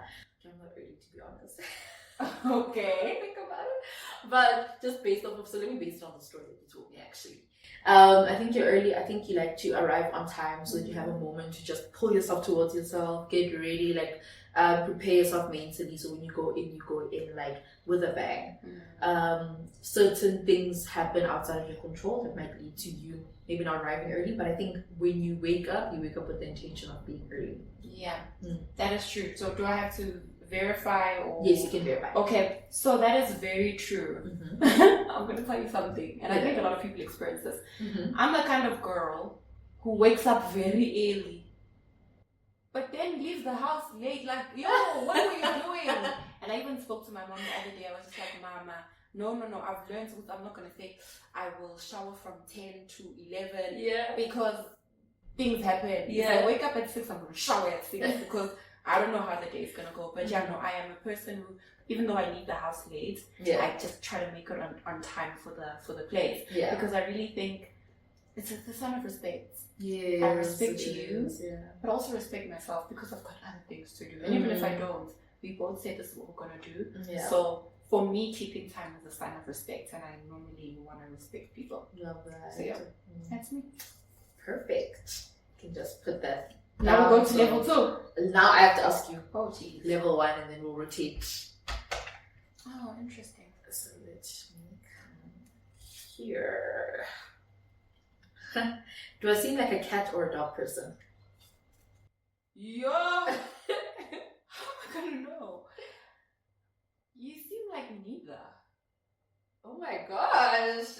You seem like neither. Okay, why? Because ain't nobody has time for that. The way you're so right.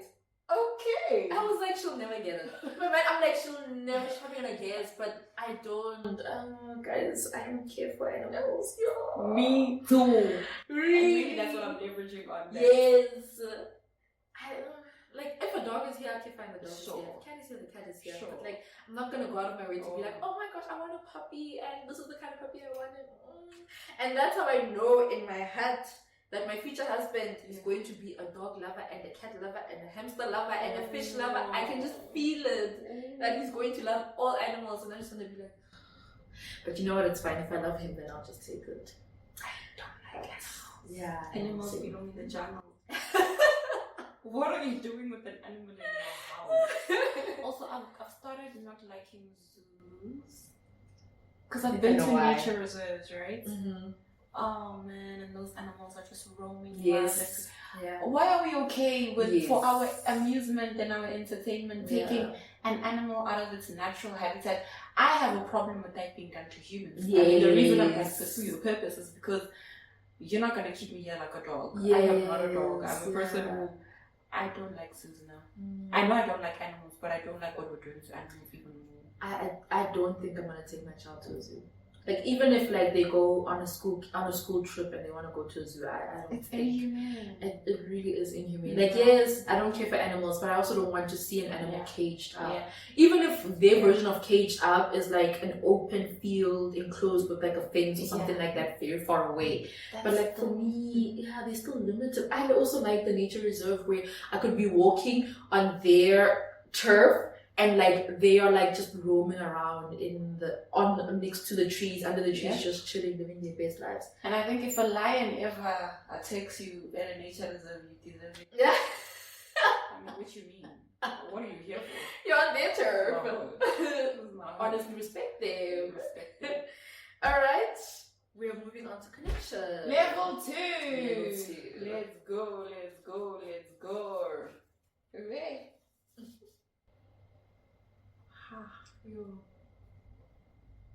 Yo, are you lying to yourself about anything? Yo. Can I lie and say no?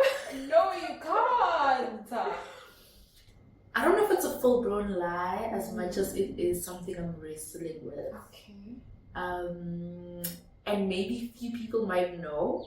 I don't know. I feel like I surround myself with people who are very, they're emphatic, but they're also very self-aware and they're smart, man. Not just like book smart, but like street smart. And I feel like they know that I could be, maybe not lying, but I could be wrestling with it. And the thing that I think I'm wrestling with is, I don't know if I want to go back to corporate. Tell me more, tell me more. Yeah. It's giving dig deeper.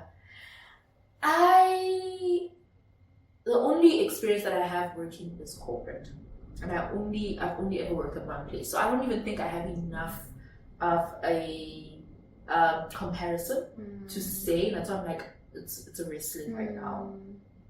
But the dynamics of what corporate is about, I don't think aligns with who I am. Girl.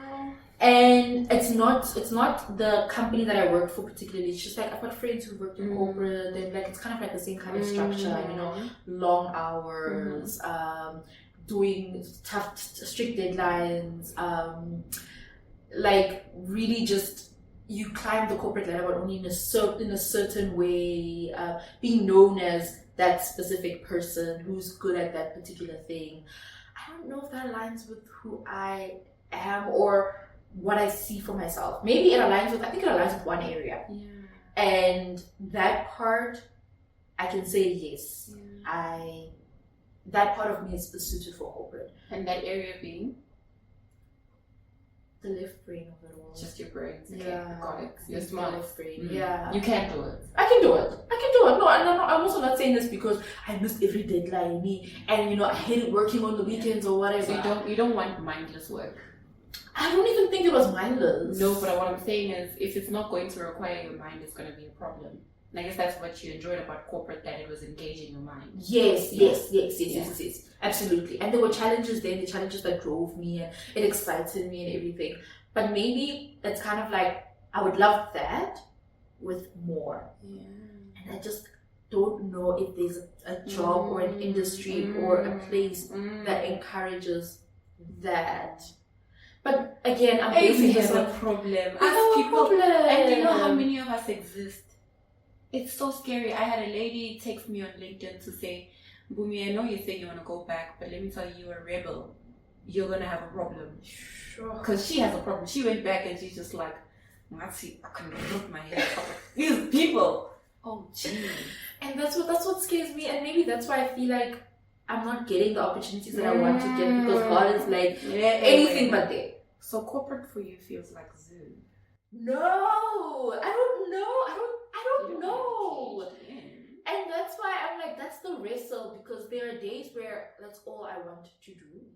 And then there are days where I'm like, actually, I'm fine if I'm not doing that. And then I'm questioning the days where I feel like that's all I want to do. It's like coming from a loneliness, or lack of structure in the day, feeling aimless. Yes. Or is that because that's all I've ever known? Oh.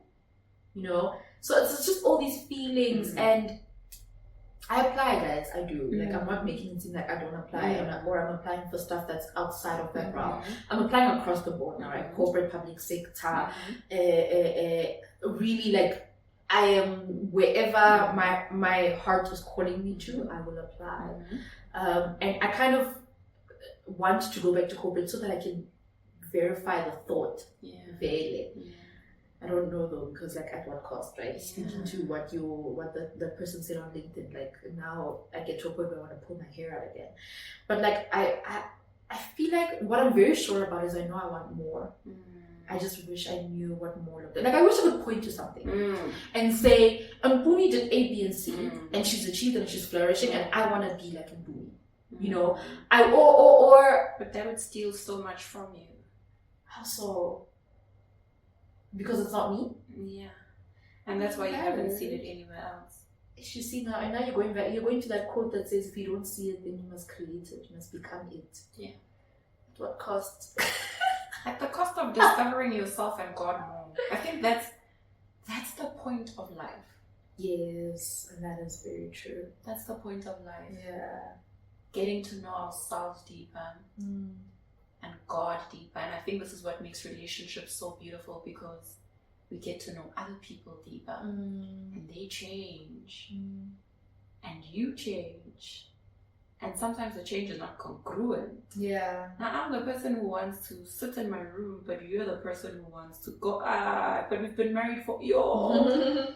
I think, you know, because I think a lot about the point of life and the meaning of it all, right? Yeah. And I think having this conversation with you, I'm realizing that because God is so vast, it is actually such a blessing to be alive, because we get to see more of his vastness. Yeah. And Absolutely. we get to tap into, see more of what he made in us too. And that's beautiful. Life is exploring. I think if we got to a point where everything was discovered, everything was done, and there was no mistake to be made because you're so great and you're so perfect, then you lose the essence of life. You lose the essence of life. That is, so you don't want to go back, or you don't think you want to go back. I think there's a part of me Yeah. that doesn't want to go back, and I'm wrestling with the fact of how big is that part. Yeah. Is it big enough for me, Vele, to just close the doors?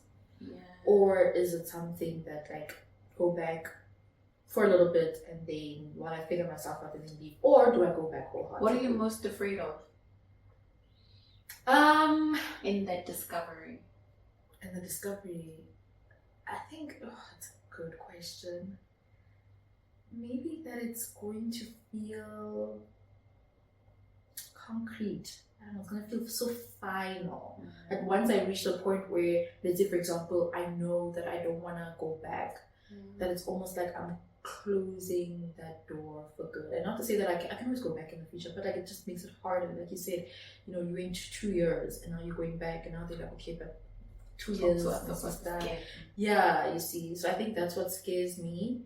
And I know there are benefits in corporate. I don't want to also take away and say, you know what, I was suffering. There are benefits in corporate, and there are people who actually want to be in corporate. And I guess that's where the difference in alignment and purpose comes in, right? But yeah, I think what scares me about making that decision is it's closing a door that maybe I don't think I'm ready for. So you're scared that it might not work out? Like what I want to pursue. Yeah. Absolutely. Definitely. I do.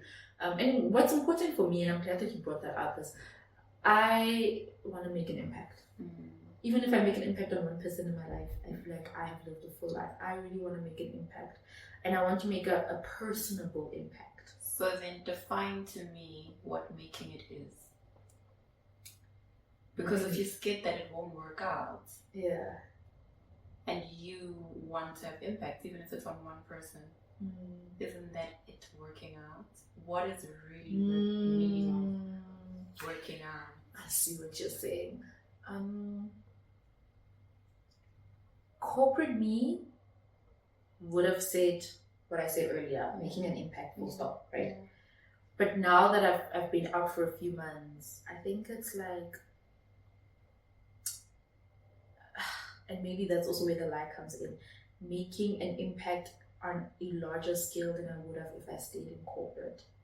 So when I said earlier that even making an impact on one person, I think I've outgrown that thinking. Now that I realize it now, it's more so on a larger scale. I want to be able to, I want people to after they've experienced me, I want them to be able to leave feeling better about themselves. And my one friend told me this one thing, and I'll never forget this compliment. I think it's by far the best compliment I've ever received in my whole life.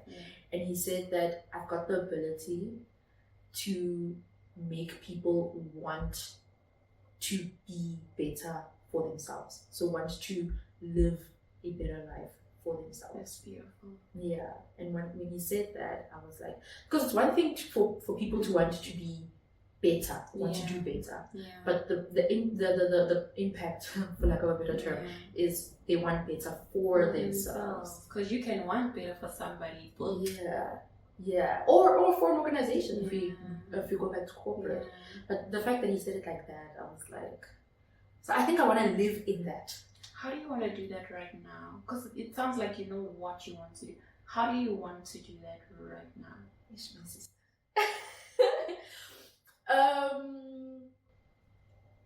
If I could have it my way. Sorry, I told you I'm a coach. No, but you should. And I'm glad that we're having this conversation, because I also want to be authentic and truthful about myself, right? If I had it my way, I would be doing the breakthrough projects all day, every day. If I didn't have expenses, if money wasn't a thing, if like status, because status also gives you connections, which gives you all these other things. If that wasn't a thing, I would be living the breakthrough projects through and through. And what the breakthrough projects is in its element. It's an umbrella for other initiatives like this platform, to help people find their breakthrough. Because I feel like once you find your breakthrough, you have hit, like, you've struck gold. You've absolutely struck gold. And I want that feeling that you get when you've hit a breakthrough. I want to bottle that up and I want to sell it to people. So I'm trying to figure out what that is for each individual person, and how can we ensure that more people get to live in that, or get to live in that. I love that. For the sake of the podcast, because it can't go on forever and ever and ever. I've got so many more questions, but I think I'd actually like us to have like a formal coaching session. That would be good. Yeah, so hit me up in the week. Let's do it. Definitely. Sounds good. Oh, gosh, you got me thinking about a million and one things. But yeah. Okay. Let me ask you, from connection, what is the last thing you lied to your mother about? Yo. Pray she's not watching this. Hectic. The last thing, right? Yeah. Not the biggest thing. Yes. Okay. Ooh, there's a bigger thing. I can work with that. The last thing. Man, I seldom lie to my mom because there's just no need. The last thing. I think it has to do with something I said I did and I didn't do because I was like, get my back. Every kid does that. The last thing. I can't remember what the last thing was, but can I tell you the last thing I told her I lied to her about? Yes. Would that suffice? The last thing you remember, yeah. No, I remember telling her in the week that, let me tell you something that I did when I was a kid and I didn't tell you. So, I grew up in a very, very Christian home, right? From Seventh-day Adventist. Okay, very strict at home. So, my mom wouldn't, in fact, when I told her that, so my mom wouldn't let me even play with cards or gamble or anything like that. Yeah. So when I told her about the story, she's like, so when I'm telling her the story, I'm giving her all the different card games, and she's like, "No, what's my game? What's my card?" She was so shocked. So anyway, one day I came from Pathfinders. Pathfinders is a young children's club that is run by our churches on Sundays, right? So I come back from Pathfinders club. It's a bit early. I don't want to go home. I see my friends at the corner. Remember that corner where I used to preach? Yes. I doubled as a gamble station. Okay. So my friends were playing cards there. I can't remember if they were playing crazy 8 for 5 cards. Yeah. But I think it was 5 cards, right? So that's why she's like, "You even know the game?" I do. So they were playing 5 cards. I came there and they're like, "Oh, we are actually playing with money. Yeah. So you put down money and if you win, you take all." So I'm like, "Oh, guys, I don't have money." Yeah. So I asked the person who's been winning, I'm like, "Please borrow me 50 cents. Yeah. And if I lose, I'll owe you next time. But if I win, then I'll give it back to you." I can't even remember who the friend was. Borrows me the 50 cents and I bet. Play the first game, I win, and I'm like, "Oh, thanks, child." Give the 50 cents back, now I've got money to play again. And I think 4 other rounds, I think it was the 4 of us. Did I not win every game after that? Stop. I won all the games. I won all their money. Number 1, nobody likes to lose. Yeah. Number 2, nobody likes to lose to somebody who had nothing to begin with. Right. What do you mean? Yeah. So they said to me, "We're going to tell your mom."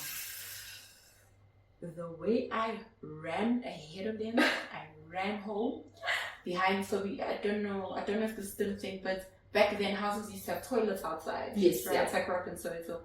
So I went behind the toilet, I dug a hole. I put all the money in there, and I closed the hole, and I went to my mom's house like nothing ever happened. Yeah. The reason I did that is because if my friends come and they're like, "Mama, Mpumi," I was just gonna be like, "What are you guys talking about? Money?" Mama said, "Me, money? Never. Money? Yeah. I'm from Pathfinders. I don't know what these kids are talking about." I told them I was preparing to lie to you big time because I just gambled and I won so much money. So that's one thing I hid from my mom, and I always hold her now. I don't know how many years later, and she was shocked. "God, you did what?" Oh, wow. And to this day, I don't know if I ever went back to dig that money out, or it could very well be growing roots there behind my mom's toilet. Yeah, it's crazy. That's so crazy. That's me. Yeah. Oh, this is actually such a sweet one. Mm-hmm. Why do you think we met? I think I needed you during a time when I was at my worst, alignment-wise. Yeah. And I don't even know if you remember this because you had just left corporate and then you posted your first post about how you left corporate and how you're starting your own thing on LinkedIn and that was the first post I saw about you, 2023, I want to say. And in 2023, I had experienced like severe grief, right? That's when I lost the person I mentioned earlier. Yes. Yeah, my cousin. And that really pushed me in the direction of life is short. Life is so short. Like, what you're doing with your life right now isn't enough. So I was stuck in that phase for so long, wondering, am I doing enough? Do I feel aligned? And the answer then was no, right? And then I stumbled on your post and you were talking about how you left corporate and like how you were doing people work and then you left corporate. And I was like, and I wanted to do people work so badly, like so bad. I think for me, what kind of was a hindrance was, at the time, it wasn't like, they weren't looking for people to transfer over, but also like, it was just a bit of a tough time at that time. So I guess I didn't really get people who were also like giving me enough, or who believed in me enough to actually transition from auditing to people work, etc. But like reading your story, hearing that you did that, and then now you're living your full purpose, was what I needed at that time because I was wrestling. Yeah. And I messaged you on LinkedIn, and I was like, hey girl. I just wanted to let you know that like the post that Did I respond? You did. Oh, yeah. I normally do. Yeah, you responded. The post that you posted like really touched me and like really spoke to me, and at a time I needed to hear it the most. So I really appreciate it, and I appreciate your vulnerability and everything. And usually when I interact with somebody who like hits me like that, I will stalk them. Like it's not even a secret. That's what I do. I will stalk you on every social media. I will go like through all your posts. I will learn your whole life because I'm like, I need to know this person. So naturally I did the same with you, and I was like, Mpumi is such a cool person. Like she really seems like it's like you were almost like moving in the direction that I wanted to move in, but you were like a couple of years ahead. So like I started following you. Yes. So I started following you, and you gave me that kind of hope that it's very possible, and to fight for your dreams. And to authentically and purposefully live in it, not to be afraid about it, because I'm sure you're posting on LinkedIn, I'm sure your banking colleagues were there reading your posts and see exactly. So even that gave me like the motivation to be like, if she can do it so boldly, so openly on LinkedIn. And I'm sure you were doing it across the other platforms as well, but like LinkedIn is where I found you, right? And like on LinkedIn, I'm like, I want to reach this point as well, right? And not to say that I'm there yet because I'm still trying to figure out what that looks like, right? But like to be able to live so boldly and so proudly is what motivated me, and was one of the concrete steps towards wanting to move more in my alignment and in my purpose. That's so much. So that's why I think we met. Oh my, hearing this story and many other stories, and I know there's so many more that I haven't heard, is that I'm only able to quantify the impact I've had in terms of the people who registered for my paid programs or the protocols or whatever. But man, I don't think we realize just how widespread and how deep our impact goes, because not everyone is going to text me. Yes. Not everyone is going to tell people who me.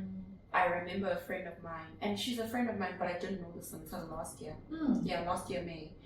She says to me, Mpumi, in the beginning of the year, you posted something, you made I can't even remember what the post was on LinkedIn. And when I read that, I was just like, actually, hey, let me go to my employer, let me go ask for a raise, let me go ask for a promotion. And I did it, and guess what happened?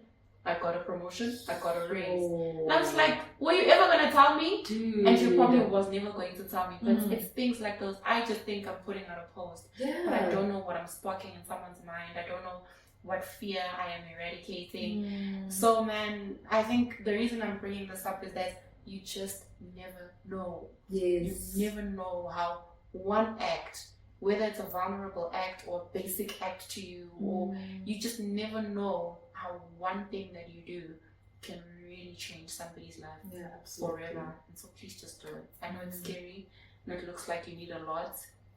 You don't. Just do it. Yeah. Oh, that's so sweet, man. That's so sweet. Life is crazy. Final one. Final one to you, ma'am. We kind of spoke about this, but sure. This level is crazy. Okay. What do you think I fear the most? Oh, now what I wanted to say is gonna... Now I'm thinking twice because of what you just said as a preamble. Okay.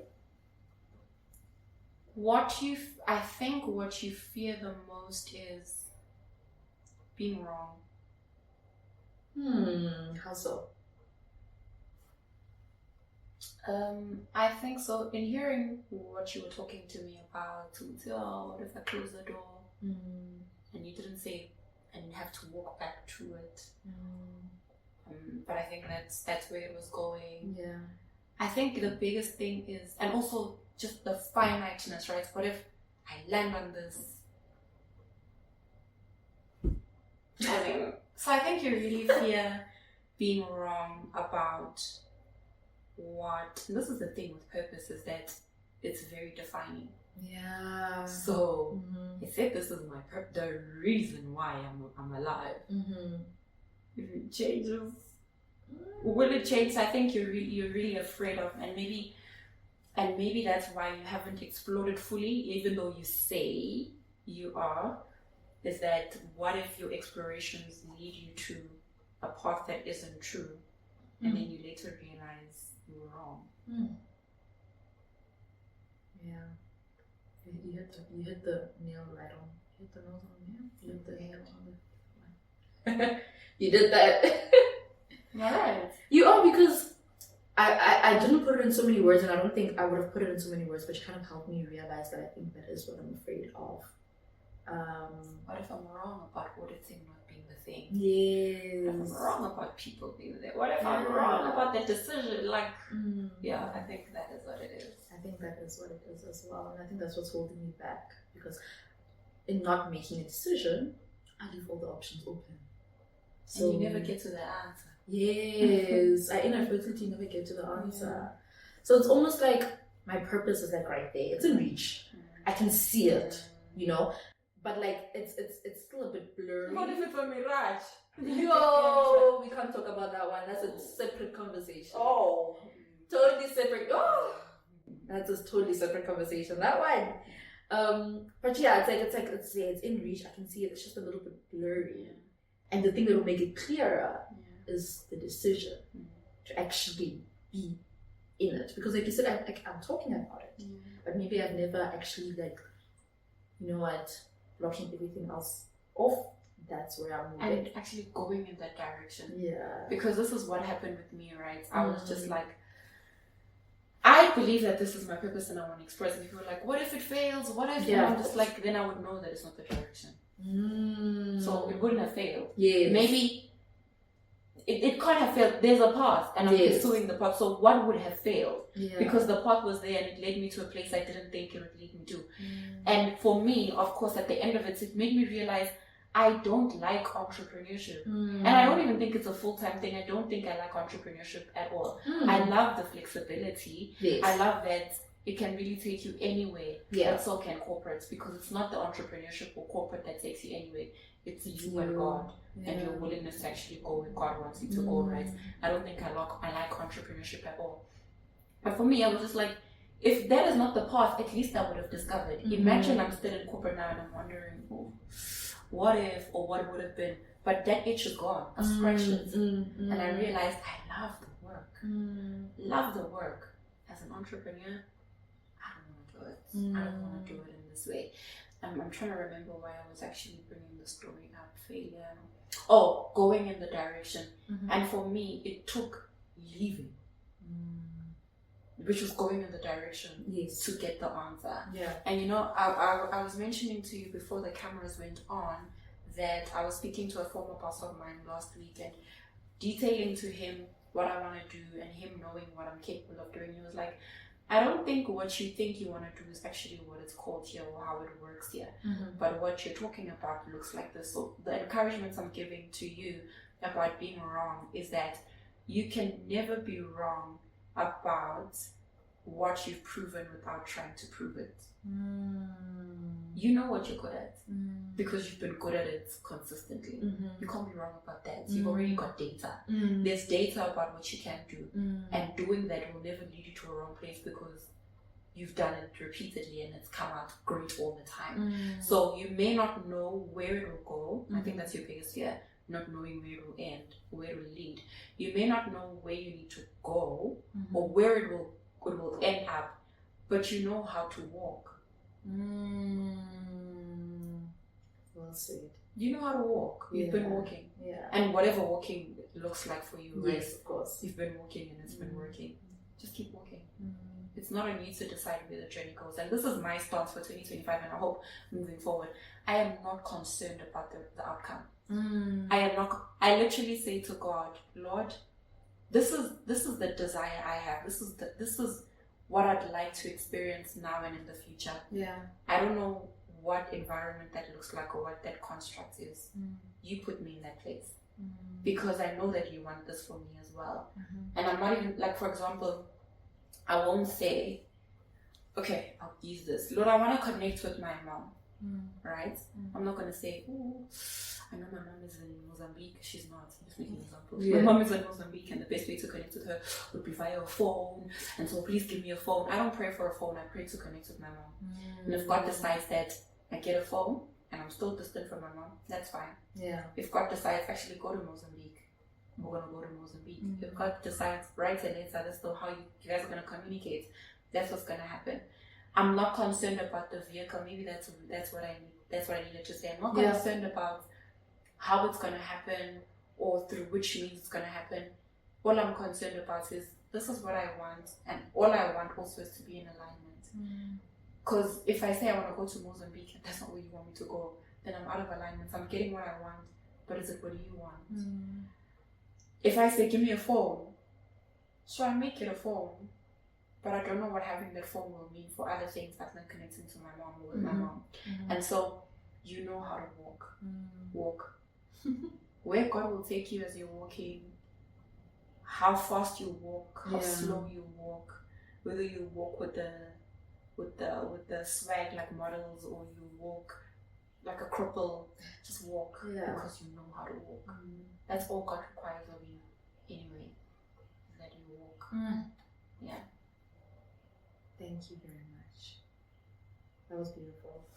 That was really, really You're beautiful. welcome. Mpumi, it has been a pleasure. It's been great being here. Oh, I did say that I wanted to say something about you, but I'll say it on camera because I think your people need to know this.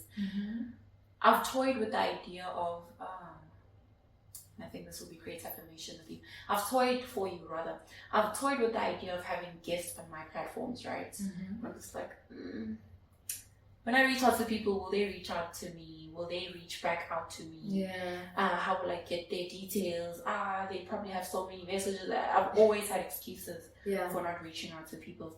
And I think this is why when someone says, oh, you responded, thank you. I'm just like, who do you think I am? Me.